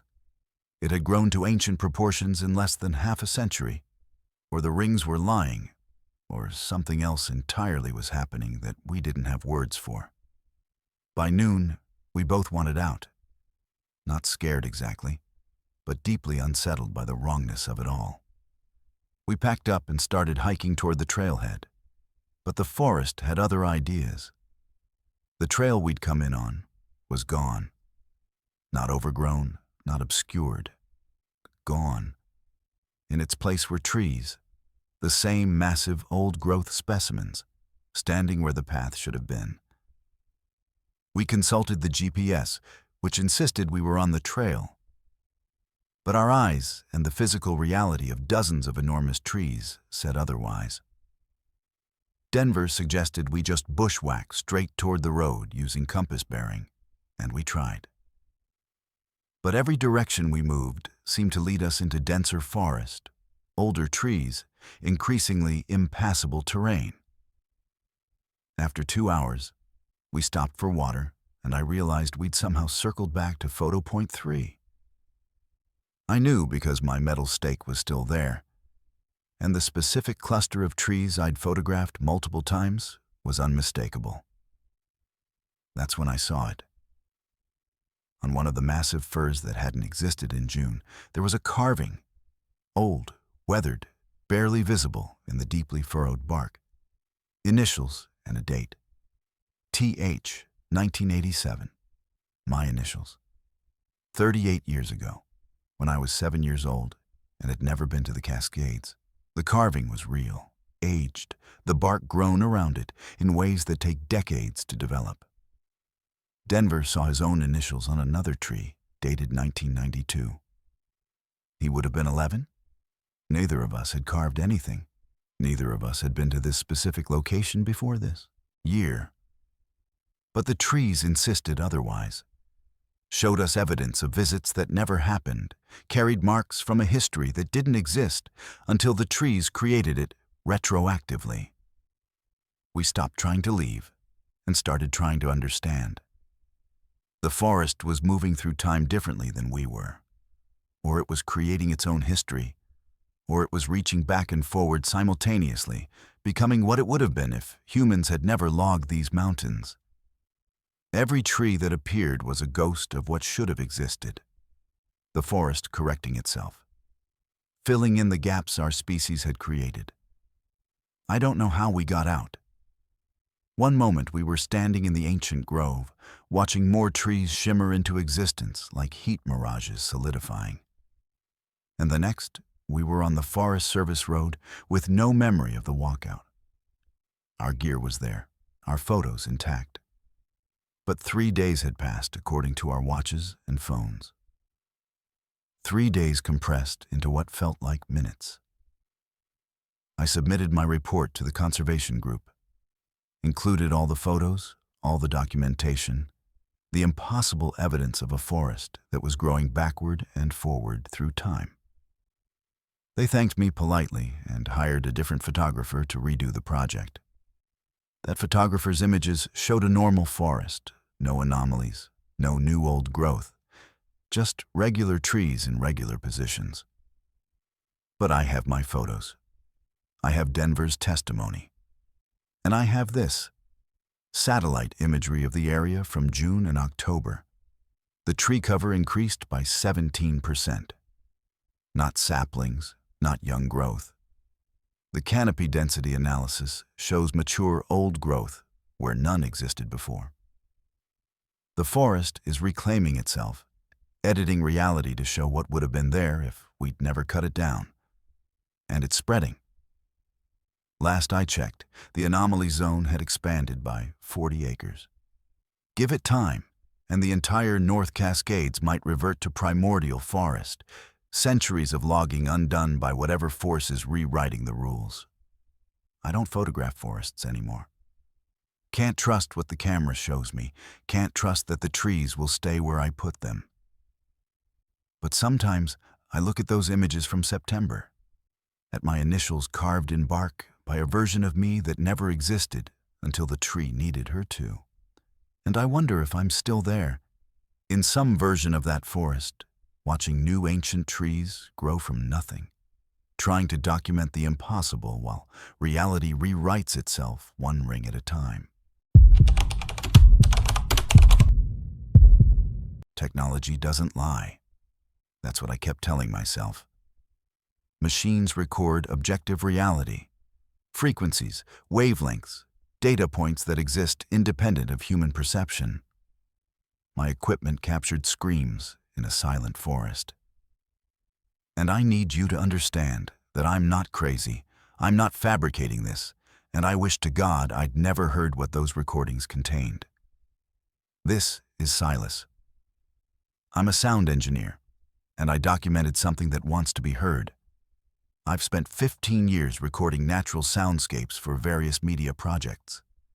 Nature documentaries, meditation apps, sound libraries for film production.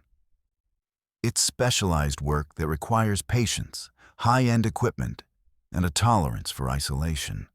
You can't capture pristine forest ambiance with road noise bleeding through, so you go deep, really deep, into places where human sound hasn't penetrated in decades, or maybe ever. The Hoh rainforest in Olympic National Park is perfect for this. Temperate rainforest, incredibly biodiverse, and certain sections are remote enough that you can record for hours without a single airplane, car, or human voice contaminating the audio. I got the commission in early October from a meditation app company looking for premium Pacific Northwest forest ambiance. They wanted 20 minutes of clean recording, birdsong, wind through trees, water sounds, that sort of thing. Simple job, good pay. And I needed an excuse to get out of the studio anyway.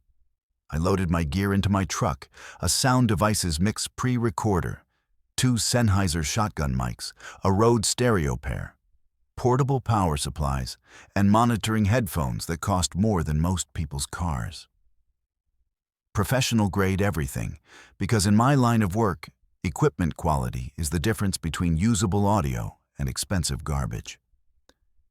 The hike into my chosen location took 3 hours. I'd scouted the area on a previous trip and marked a spot about 6 miles in where the forest was particularly lush and the ambient sound was perfect. No trail noise, no distant highway drone, just pure wilderness audio.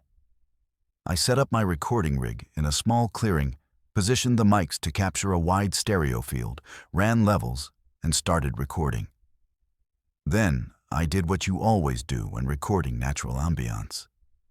I sat down, stayed quiet, and let the forest forget I was there. The first hour was exactly what I expected. The recorder's meters showed consistent levels. The rustling of the massive mossy trees in the breeze, occasional bird calls, the distant sound of water moving over rocks. I monitored through headphones for the first 20 minutes, making sure there were no issues, then switched to just watching the meters to avoid fatigue. Recording ambiance is boring, which is precisely the point. You want boring. Boring means consistent, usable audio. Around the 90-minute mark, the meters spiked. A sharp transient peak that hit the red, the kind of level that indicates extremely loud sound. I grabbed my headphones and put them on, expecting to hear a tree branch cracking or maybe an elk bugling nearby. Instead, I heard silence. Complete, absolute silence. The forest had gone dead quiet in that way that makes your lizard brain scream danger. No birds, no wind, nothing. The meters showed signal, peeking into the red at irregular intervals. But my ears registered only silence. I stopped the recording and played back the last minute. Through the headphones, I could hear it. A sound that my ears in real time couldn't perceive, but the microphones had captured. Screaming. Humans screaming, multiple voices, agonized and terrified, coming from every direction at once. The waveform on the recorder's display showed the peaks clearly, measured them objectively. The sound was there, real, recorded at approximately 18 to 22 kHz, right at the upper edge of human hearing range. Too high for my 43-year-old ears to detect naturally, but well within the capture range of professional microphones. I sat there staring at the recorder's display, watching the waveform scroll past, showing sustained high-frequency content that should not exist in a forest setting. The screaming, because that's what it was I could slow it down and pitch it lower to hear it clearly. Continued for 3 minutes, then stopped. The forest sounds resumed normally. Birds, wind, the baseline ambient noise I'd been recording. My hands were shaking as I rewound and played the section again, this time with the pitch shifted down to bring the frequency into normal hearing range. The screams were articulate. Not animal sounds, not wind, not any natural phenomenon I could identify. Human voices, dozens of them maybe, all screaming words I couldn't quite make out, but that had the clear phonetic structure of language. And underneath the screaming, a low-frequency drone, subsonic, something I could feel more than hear even through the headphones. The kind of frequency that makes your chest cavity resonate, that triggers primal fear responses. I should have packed up, should have taken my equipment and hiked out immediately. But I'm a professional, and more than that, I'm curious in the way that's gotten humans killed since we first started investigating sounds in dark caves. I reset the recorder, checked all my connections, and started a new recording session. If this was some bizarre natural phenomenon, I wanted to document it properly. If my equipment was malfunctioning, I needed to know. I sat there in the silent forest, watching the meters, waiting. 37 minutes later, it happened again. The meters peaked. The forest went silent to my ears, and the microphones captured screaming. This time I recorded for 15 minutes, documenting the entire event. The screaming would swell and fade, sometimes sounding distant, sometimes so close that the meters showed clipping distortion. I adjusted levels on the fly, trying to capture clean audio, operating on autopilot while my conscious mind tried to process what I was documenting. Then I heard my name, not through the forest, not in real time, but through the headphones, in the playback. Crystal clear, a voice among the screaming saying Silas, with perfect clarity. I tore off the headphones and stood up, heart hammering. The forest was still silent, that wrong silence where even the insects have gone quiet. I looked around the clearing, seeing nothing but moss-covered trees and the dense undergrowth. No people, no source for the voices. Nothing but me and my equipment. I forced myself to sit back down and continue monitoring. The voice came again, and this time I recognized it. My brother Finnegan, who died 6 years ago in a climbing accident in the Cascades. His voice, unmistakable, calling my name among the chorus of screams. Then other voices I recognized. My mother, dead for a decade.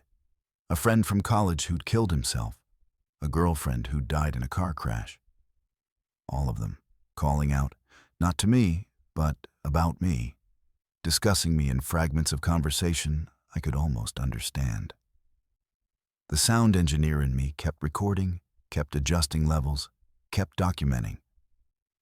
The human part of me wanted to run, but I was paralyzed by the technical impossibility of what was happening. These voices existed in frequencies I couldn't hear naturally. They were being captured by microphones as electromagnetic phenomena, translated into electrical signals, converted to digital data. This wasn't hallucination or imagination. This was measurable, quantifiable, recorded audio. When the screaming finally stopped and the forest sounds resumed, I'd been recording for 2 hours. I had nearly 4 hours of total documentation, multiple instances of the phenomenon, all captured in pristine digital quality. I packed my equipment with methodical precision, forcing my hands to stop shaking, and started hiking out. The forest felt hostile now, oppressive, like I'd recorded something I wasn't meant to hear and the wilderness knew it. I made it back to my truck as the sun was setting, loaded everything, and drove straight home. Didn't stop, didn't eat, just drove in silence because the thought of turning on the radio or playing music felt obscene after what I'd heard.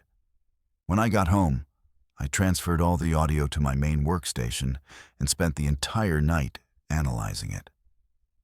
The screaming was consistent across both microphone systems, ruling out equipment malfunction.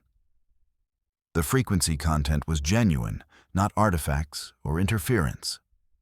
I could isolate individual voices, run them through spectral analysis, identify phonetic patterns. And the voices I recognized, Finnegan, my mother, the others, their vocal signatures matched recordings I had from when they were alive. Not perfectly, but close enough that voice recognition software flagged them as probable matches. I never delivered that commission. I told the meditation app company the recordings were unusable due to technical issues and returned their advance. I wouldn't, give them audio files that contained humans screaming at frequencies just beyond normal perception. Couldn't risk someone pitch-shifting them out of curiosity and hearing what I heard. But I kept the recordings. They're on an external drive in my safe, encrypted and backed up, because they're evidence of something that shouldn't exist. I've played them for exactly 3 people, 2 audio engineer colleagues and an acoustic scientist. All of them confirmed what I found. The screams are real, recorded at high frequencies, and they contain recognizable speech patterns and, in my case, recognizable voices. The acoustic scientist suggested a theory involving infrasound and ultrasound being produced by geological processes, somehow modulated in ways that create the illusion of human voices. It's a reach, but it's something.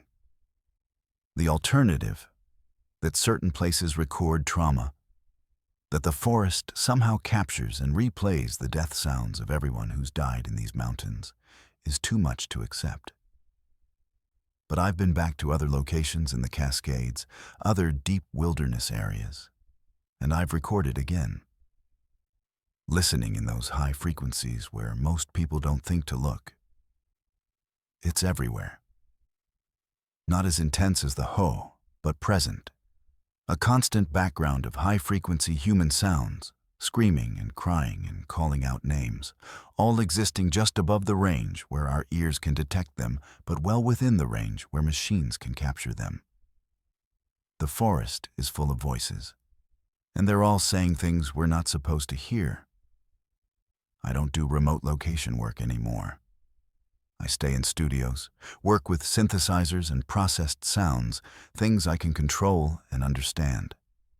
Because I've learned that silence isn't real, that what we perceive as peaceful wilderness ambiance is layered with sounds we've evolved not to hear. And sometimes not hearing is a mercy. The forest screams constantly. We just don't have the ears for it. But the machines do. The machines hear everything, and once you've listened to what they capture, you'll never trust silence again. Mountains are supposed to have tops. That's basic geography, basic reality. You climb up, you reach the summit, you plant your flag or take your photo or whatever, and then you descend. The peak is the end point, the goal. The place where up stops and only down remains. Except I reached the summit of Mount Thielsen 5 times in one day, and each time I kept climbing higher. I'm Callan, I'm an experienced mountaineer, and I need to tell you about the mountain that has no top. Mount Thielsen isn't Everest. It's not even that challenging by Cascade standards. A 9,184-foot volcanic plug in southern Oregon, nicknamed the lightning rod of the Cascades because of its sharp, exposed summit that attracts electrical storms. It's a popular climb in summer, a moderate scramble that takes most people 6 to 8 hours round trip. I'd climbed it twice before without incident. This was supposed to be a quick solo summit on a perfect October day. An easy check-in with a mountain I knew well. Instead, it became something I still can't adequately explain, even with all the evidence in my pack. The approach was standard. I started at the trailhead at 6 a.m., made good time through the forest section, reached the tree line around 8, and began the final scramble up the volcanic rock around 9:30. The weather was flawless. Clear sky, minimal wind, that crisp autumn cold that makes your lungs feel clean. I could see for 100 miles in every direction. Diamond Lake spread out below, like a blue mirror. The Three Sisters were visible to the north, Mount Shasta to the south. Perfect conditions, perfect visibility, nothing to indicate the day would become a waking nightmare. I reached the summit at 11:47 a.m.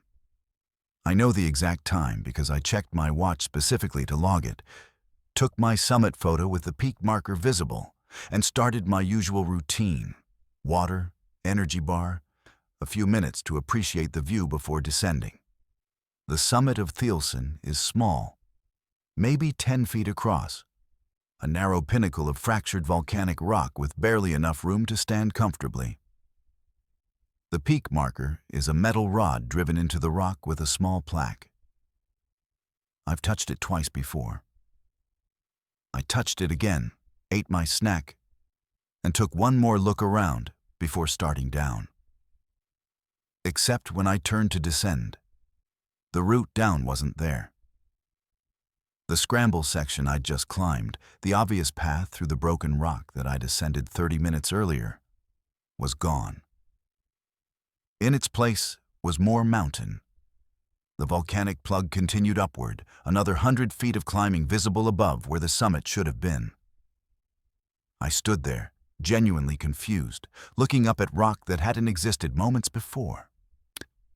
My altimeter showed 9,184 feet. My GPS showed the correct coordinates for Thielsen summit. But my eyes showed more mountain above me, clearly visible, undeniably real. I checked my summit photo, the one I'd taken 15 minutes earlier. The image showed me at the peak marker with clear sky above. The photo timestamp matched my watch. But when I looked up from my phone, the rock continued upward, and the peak marker I'd just photographed was now 30 feet below where I stood. I hadn't moved. I'd been standing in the same spot checking my phone. But somehow the summit had risen, or I'd climbed higher without realizing it, or the mountain had grown. I made a decision that probably seems stupid in retrospect, but felt logical in the moment. I kept climbing. If there was more mountain, I'd climb it until I found the actual summit. Maybe I'd gotten disoriented. Maybe I'd reached a false peak and my GPS was glitching. Mountains don't spontaneously grow, so there had to be a rational explanation. I continued up the volcanic rock, scrambling over broken basalt, and reached another summit 20 minutes later. Same metal rod, same plaque, same narrow pinnacle. My altimeter showed 9,184 feet. My GPS showed correct coordinates. I took another summit photo. Then I turned around and saw more mountain above me. Another 100 feet of climbing, maybe more, the rock formation continuing upward in defiance of what should have been sky. I checked my photos. 2 summit photos now, both showing me at the peak marker, both time-stamped, both clearly depicting the top of the mountain. But I was standing at a summit with more summit above me. And my brain was starting to fracture, trying to reconcile the impossible. I found the first piece of physical evidence at what I'll call Summit 3. Lying on the rock near the peak marker was an energy bar wrapper. The same brand I'd eaten at Summit 1, the same flavor. I checked my pack. My wrapper was still there, tucked in the side pocket where I always put trash. But here was an identical wrapper, wind-worn and slightly faded like it had been here for days. My name was on it. I write my name on my food packaging, a habit from years of group expeditions. This was my wrapper, from a bar I'd eaten an hour ago, aged by exposure it shouldn't have had. Summit 4, which I reached around 2 p.m. according to my watch, had more evidence. Multiple energy bar wrappers, all with my name, all in various states of decay. A broken piece of my trekking pole, the pole that was still intact in my hand. And a boot print in a patch of volcanic ash that matched my boots exactly, but weathered, partially filled with debris like it had been there for weeks or months. I took photos of everything, collected some of the wrappers, and kept climbing because descending wasn't an option I could find. Every time I turned around, the route down was gone, replaced by the mountain continuing below me farther than it should, down into valleys I hadn't climbed through. At Summit 5, I found my pack. Not a similar pack, my exact pack. Same brand, same modifications, same repairs I'd made to the shoulder strap. It was lying next to the peak marker, empty, fabric degraded by weather. Inside the main compartment was my ID, my credit cards, my car keys. I checked my own pack. Everything was still there. I was wearing my pack, holding my keys, but here they were again, duplicated, aged, abandoned. That's when I understood. The mountain wasn't growing. I wasn't climbing higher. I was climbing through repetitions of the same summit, each one representing a version of me that had kept climbing, that had reached this same point and continued upward. The evidence was layered proof. The more I climbed, the more versions of myself I found, spread across impossible iterations of the same peak. And if I kept going, I'd find more. Maybe dozens more. Maybe infinite copies of this summit, each one containing remnants of the Callan, who'd climbed through it and kept going up into whatever came next. My altimeter had never changed from 9,184 feet. My GPS coordinates remained constant. According to my instruments, I'd never left the summit.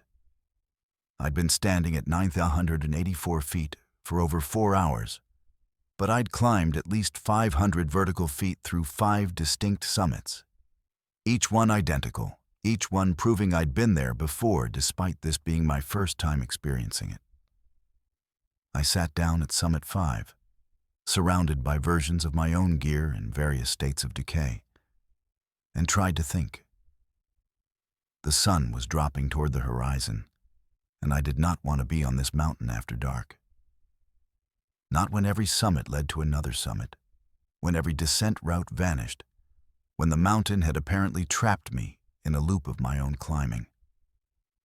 I pulled out everything from my pack, took inventory. My gear was all present, all functional. I had enough water for another hour, enough food for a day if I rationed. My phone was nearly dead, but I'd taken dozens of photos documenting the impossibility. Then I had an idea born of desperation.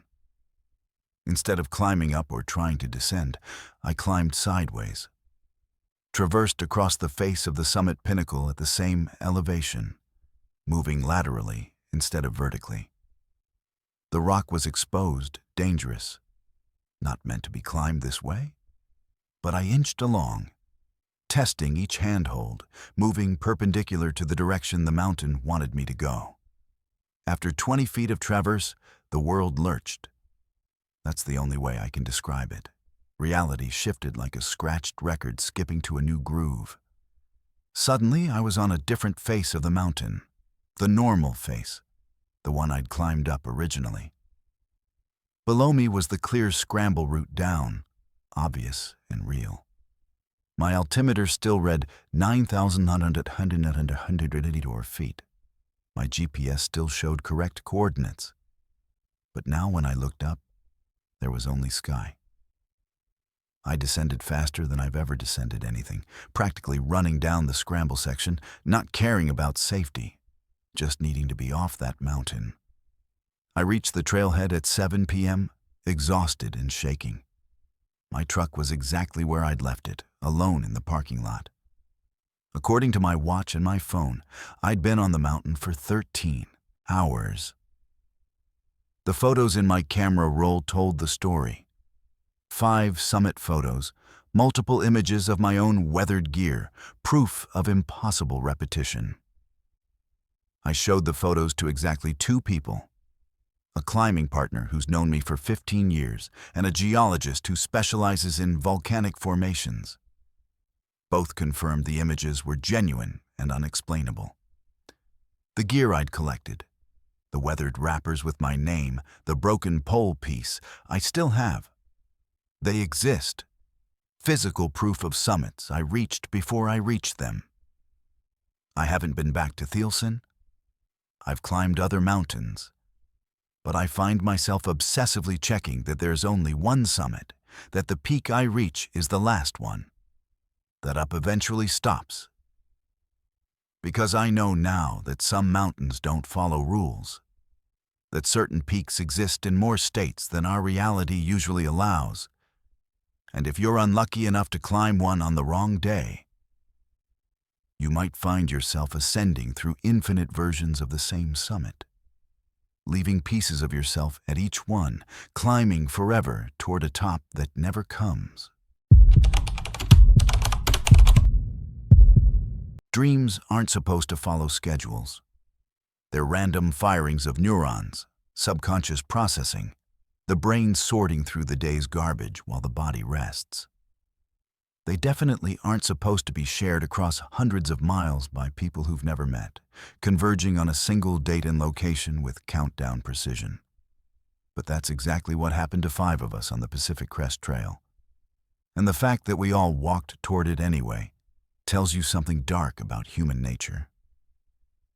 I'm Aurelia, and this is about the place that dreamed us into existence before we ever dreamed of it. The PCT is a ribbon of trail stretching from Mexico to Canada, 2,650 miles of mountains, deserts, and forests that takes 5 months to complete if you're fast and have the weather on your side. I started my through hike in late April from the southern terminus, one of maybe 3,000 people attempting the full trail that year. You develop relationships out there. Trail families form naturally. People hiking at similar paces tend to cluster together. You see the same faces at water sources and campsites. But the dreams created connections between people who should never have met, who were separated by hundreds of trail miles and weeks of hiking time. My first dream came in early June. Somewhere in the Sierra Nevada, I'd camped near Forester Pass, exhausted from the elevation and the endless snow fields. The dream was sharp, hyper-real, the kind where you're aware you're dreaming but can't control anything. I was standing on a trail I didn't recognize, surrounded by old-growth forest, thick moss covering everything. There was a specific tree ahead, a Douglas fir with a massive burl on its trunk, shaped vaguely like a human face. And there was sound. Not music, not quite voices, but something that made my teeth ache and my stomach turn. In the dream, I knew exactly where this was. Mile marker 1047. Somewhere in southern Washington, I wouldn't reach for another 2 months. The knowledge was absolute, branded into my consciousness. I woke up with a migraine that lasted 3 days. I wrote it off as altitude sickness, dehydration, the general physical trauma of hiking 25 miles a day with 40 pounds on your back. But the dream came back. Every night, the exact same dream. Same tree, same sound, same certainty about the location. And each time, I noticed something new. A specific rock formation, the angle of light through the canopy, details that felt more like memories than imagination. I first met Odin at Kennedy Meadows, the traditional start of the Sierra section. He was a southbound hiker, SOBO in trail terminology, meaning he'd started at the Canadian border and was heading toward Mexico. Our paths crossed for maybe 10 minutes at the general store while we both resupplied. I wouldn't have remembered him, except he asked, completely out of nowhere, if I'd been having weird dreams. The way he asked, nervous, embarrassed, like he was testing whether I'd call him crazy, made me stop and actually look at him. We compared notes standing in the parking lot, ignoring the other hikers around us. He'd been having the same dream for 2 weeks. Same location, same tree with the burl, same sound. He was currently at mile 1905, hiking south. I was at mile 755, hiking north. We were both approximately 1,090 trail miles from mile 1847, just approaching from opposite directions. The coincidence was disturbing enough that we exchanged contact information, promising to check in when we had cell service. I met Kendrick at Crater Lake 3 weeks later. He was a section hiker just doing Oregon, and he approached me at the Rim Village with a photo on his phone. "Have you seen this tree?" he asked, showing me a sketch he'd drawn from memory. It was the burl tree, exact details, same perspective I'd seen in my dreams. We talked for 2 hours, comparing experiences. His dreams had started a month ago. He was camped near Santiam Pass, approximately 56 trail miles from the location. He had no intention of hiking that section. His permit ended before he'd reach it. But the dreams were getting more intense, more insistent. The online PCT forums connected me with the others. There was a thread, started by someone with the username Trail Dreamer, asking if anyone else was experiencing recurring nightmares about a specific mile marker. 19 people responded initially, but most were vague or describing different dreams. 5 of us had the exact same dream, down to specific details we confirmed through private messages and video calls. Me, Odin, Kendrick, Navy, a northbound hiker about a week ahead of me, and Esme, who wasn't even on trail yet, but had been planning her through hike for next year and had started dreaming about the location 3 months ago. The disturbing part wasn't just the shared dream. It was the distance pattern. Each of us, when the dream started, was exactly 56 miles from mile marker 1,847. 56 miles is oddly specific, not a round number, not particularly significant. But all of us, approaching from different directions at different times, started dreaming when we hit that exact radius. Esme was the outlier. She lived in Portland, and her apartment was 56 road miles from where the PCT crossed mile 1847. The dreams had driven her to measure it. We made a pact, the 5 of us, to reach the location on the same day. It took coordination.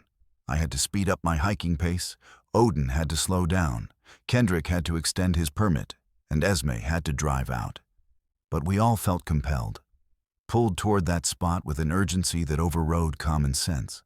Navy was already close and agreed to wait. We picked September 23rd, a date that appeared in our dreams, though none of us could explain how we knew it was significant. The dreams changed as we got closer.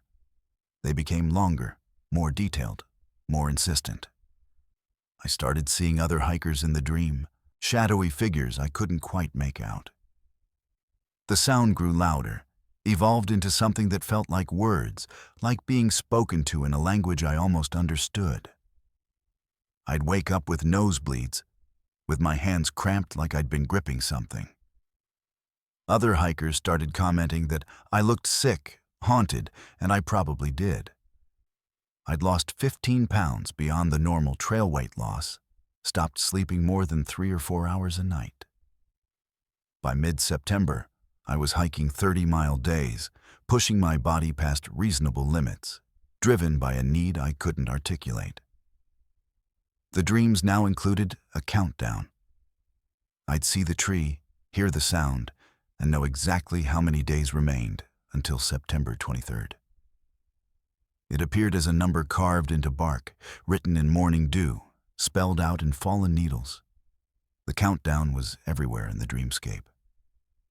I reached mile marker 18847 on September 22nd, a day early, and made camp a quarter-mile south. Navy was already there, looking as wrecked as I felt. We didn't talk much that first evening, just acknowledged each other with nods and set up our tents in silence. The forest felt wrong, oppressive in a way that had nothing to do with weather or terrain. The normal sounds, birds, insects, wind, were muted, distant, like we were inside a bubble of dead air. Odin arrived at dawn on the 23rd. Kendrick showed up around noon, and Esme parked at the nearest Forest Service road and hiked in, reaching us around 2 p.m. We stood together at mile marker 1847, 5 strangers connected by shared nightmares, and tried to figure out what to do next. The tree was real. The massive Douglas fir with the burl shaped like a face, exactly as we'd all seen it. The clearing was real. Everything matched our dreams with precision that eliminated any possibility of coincidence. The sound started at 3:47 p.m. We all heard it simultaneously, that same droning hum from the dreams, but louder, more physical, vibrating through our bones. It came from everywhere and nowhere, emanating from the forest itself. Navy started crying, Esme grabbed my arm hard enough to bruise, and Kendrick actually stepped backward like he was going to run. But Odin walked forward, toward the tree, and the rest of us followed, because what else could we do? We'd come all this way, walked hundreds of miles, arranged our entire lives around reaching this moment. The tree burl was moving, not growing, not shifting in wind, moving like a mouth, like the face carved into the wood was trying to speak. The sound intensified, resolved into syllables, into words we didn't recognize but somehow understood. It was speaking our names, all 5 of them, calling us forward, thanking us for coming. And then it showed us why. The tree opened. The burls split down the middle, revealing darkness inside. And in that darkness were more of us. Versions of the 5 of us, dozens of copies standing in rows, all facing outward. They were us, but wrong. Their expressions empty, their movements synchronized, and they were all slowly walking forward, emerging from inside the tree into our reality. The first version of me that stepped out looked at me with my own eyes and said, "Your turn inside." I don't remember running. None of us do. We came back to awareness scattered along the trail, separated by miles, all of us running blindly until our bodies gave out. I ended up 7 miles south, collapsed on the trail, found by another hiker who thought I'd been attacked by a bear based on how I looked. The others had similar experiences: blind panic, dissociative fugue, the primal need to get away. We never went back. The 4 of us who were on trail either skipped that section or quit entirely. Esme never started her through hike. We stay in contact, check in every few weeks, and none of us have had the dream since that day. But we all have the same waking nightmare now, wondering about those versions of ourselves we saw, wondering if they're still emerging from that tree. If they're walking among people who don't know their copies. If somewhere there's another me living my life while I try to forget that some places don't just call to you. They make you, dream you into existence, and need you to complete something we were never supposed to understand. Rescue work teaches you that people lie. Panic makes them irrational. And the wilderness doesn't care about your training or your equipment. But it doesn't prepare you for finding someone who insists they were never lost, who has no memory of calling for help, and who looks at you like you're the one who shouldn't be there. I'm Julieta. I've been with Gifford Pinchot's Search and Rescue for 8 years. And what happened last November broke something fundamental in how I understand my job. This is about the rescue that shouldn't have happened and the price of bringing someone back who never left. The call came in at 4:37 p.m. on a Wednesday, already getting dark, temperature dropping into the 20s. A distress signal from a personal locator beacon, GPS coordinates putting the hiker approximately 9 miles into the backcountry near Tucklock Lake. Standard protocol. We mobilized a 4-person team, myself as lead, with Moshe, Brantley, and Ronan handling support, navigation, and medical respectively. The coordinates were in a section of forest we knew well. Moderate terrain, nothing particularly dangerous if you stayed on trail. The concerning part was the timing. No one should have been that far in with darkness coming and a storm front predicted overnight. We reached the trailhead by 5:15 p.m. and moved fast. Headlamps cutting through the early evening gloom, following the coordinates with military precision. Search and rescue is about speed and efficiency when someone's in trouble. Every minute counts when you're dealing with exposure, injury, or panic. We covered the 9 miles in just under 2 hours, good time considering the terrain and failing light, and reached the coordinates at 7:03 p.m. We found her sitting on a fallen log, no visible distress, no obvious injury, looking annoyed more than anything. Mid-30s, decent gear, adequate clothing for the conditions. Her name was Heidi, according to the ID we checked, after she refused to provide it. The first thing she said when we approached, announced ourselves as search and rescue, and asked if she was okay was, "Why are you here? I didn't call anyone." I showed her the alert we'd received, the GPS coordinates from her personal locator beacon. She stared at me like I was speaking another language. "I don't have a PLB," she said. "Never carried one, and I'm not lost. I know exactly where I am." She pointed down what should have been a trail continuation. "The trail's right there. I'm 2 miles from the Taklak Lake trailhead, heading back to my car. I'll be there in 40 minutes. Except that wasn't right. We were 9 miles from the nearest trailhead. The direction she was pointing led deeper into wilderness, and there was no trail visible where she indicated. Moshe pulled up maps on his GPS, showed her our location. She looked at the screen, looked at us, and her expression shifted from annoyance to something approaching fear. "That's not right. Your GPS is wrong. I've been on trail the entire time." Brantley walked a perimeter check while Ronan assessed her for head injury or disorientation. No signs of trauma, pupils reactive, answers coherent, except for the fundamental disagreement about where she was and how she got there. Her gear was in good condition, her water supply adequate, her phone dead, but that wasn't unusual in the backcountry. By all observable measures, she was fine. But the distress signal was real. Her coordinates were accurate, and she had no trail to follow in the direction she insisted would lead to safety. We explained the situation as clearly as possible. It was getting colder, a storm was coming, she was miles from any trailhead, and we needed to get moving. She resisted, kept insisting we were wrong, that her car was close, that she didn't need rescue. This isn't unusual in disoriented subjects. The brain tries to maintain its version of reality even when presented with contradicting evidence. But something about her certainty was different. More absolute, like we were the ones experiencing cognitive distortion. We convinced her to come with us by agreeing to walk in the direction she indicated for 10 minutes. If we found a trail or her car, great. If not, she'd trust our navigation and come back to the trailhead with us. She agreed, and we followed her into the forest, off the established trail, into terrain that got progressively rougher.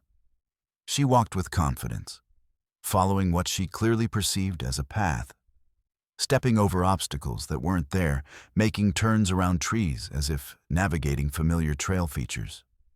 After 10 minutes, Moshe called it. "There's no trail. We're an old-growth forest, no markers, no signs of human traffic. We need to turn back." Heidi turned to argue and stopped mid-sentence, staring past us into the darkness. Her face went white. "Where's the trail?" she asked, her voice small now, uncertain. "Where's the trail I was just on?" We brought her back to the GPS coordinates where we'd found her. And that's when things deteriorated. She started insisting she'd never been there before, that we'd walked her in circles, that we were confusing her on purpose. Ronan tried to keep her calm while I radioed base to confirm our extraction plan. The storm was moving in faster than predicted. We had maybe 2 hours before conditions became dangerous, and we needed to move. That's when I saw the second Heidi. Just for a moment, maybe 20 yards away, visible in the sweep of Brantley's headlamp as he adjusted his pack. A woman matching Heidi's description, same jacket, same build, standing at the edge of our light. I called out, my team turned, and the figure was gone. "Did you see that?" I asked. Moshe nodded. Brantley said, "Thought I saw someone, yeah." Heidi, the one with us, started backing away. "That's me," she said. "That was me. I'm there, so how am I here? What did you do?" She was hyperventilating now, panic setting in, and Ronan moved to calm her, but she pushed him away. "I didn't call for rescue. I never called. I was never lost. But I'm there. I saw myself. I'm standing right there." The temperature dropped noticeably, the kind of sudden shift that means weather's turning bad. We needed to extract immediately. But Heidi was becoming combative, insisting she needed to get to the other her, that she couldn't leave without understanding what was happening. I made the call to physically guide her if necessary. We had authority to compel cooperation in life-threatening situations. But as Moshe and Brantley moved to take her arms, she stopped resisting and pointed. The other Heidi was back, closer now, maybe 10 feet away. She looked solid, real, just as confused as the one we'd found. She was saying something, but no sound came out, mouth moving in what looked like our names. Then another Heidi appeared, and another, emerging from the darkness like they'd been there all along waiting to be seen. 5, 6, maybe more, all slight variations, different expressions, different postures, but all identifiably the same person. The Heidi with us screamed. It was raw, primal, the sound of someone's reality breaking apart. The other versions moved closer, surrounding us, and they all had the same expression now. Confusion turning to recognition, turning to horror. They were all reacting to seeing each other, all experiencing the same existential terror simultaneously. Moshe grabbed one arm, Brantley took the other, and I shouted for everyone to move. We ran, dragging Heidi, crashing through underbrush, following the GPS track back toward the trail. Behind us, I could hear footsteps, multiple sets, pacing us. Every time I looked back, there were more of them. A dozen versions of the woman we were rescuing, all following, all reaching toward us. We made it back to the established trail, and the footsteps stopped. I did a head count. 4 team members, 1 subject. Everyone accounted for. The versions had stopped at some invisible boundary, and when I shined my light back, they were standing in a line at the edge of darkness, watching us leave. Heidi had stopped screaming and gone completely silent, catatonic, letting us guide her like a sleepwalker. The extraction took 3 hours through worsening weather. Heidi didn't speak, didn't respond to questions, just walked mechanically between Moshe and Brantley. We got her to the trailhead, into a support vehicle, transported to the hospital for evaluation. She was admitted for observation, treated for exposure and shock, and released 2 days later with no memory of the rescue or what happened in the forest. Here's the part that keeps me awake. Her car was at a different trailhead, exactly where she'd said it would be, 2 miles from where she insisted she'd been. Her hiking log showed she'd completed her route, signed out at the trailhead at 4:45 p.m. 8 minutes after we received her distress call.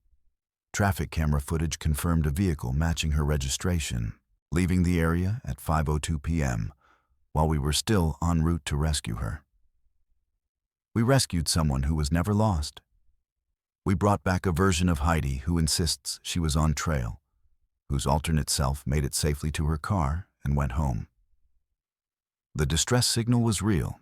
The GPS coordinates were accurate. But the person we saved shouldn't have needed saving because she was never in danger.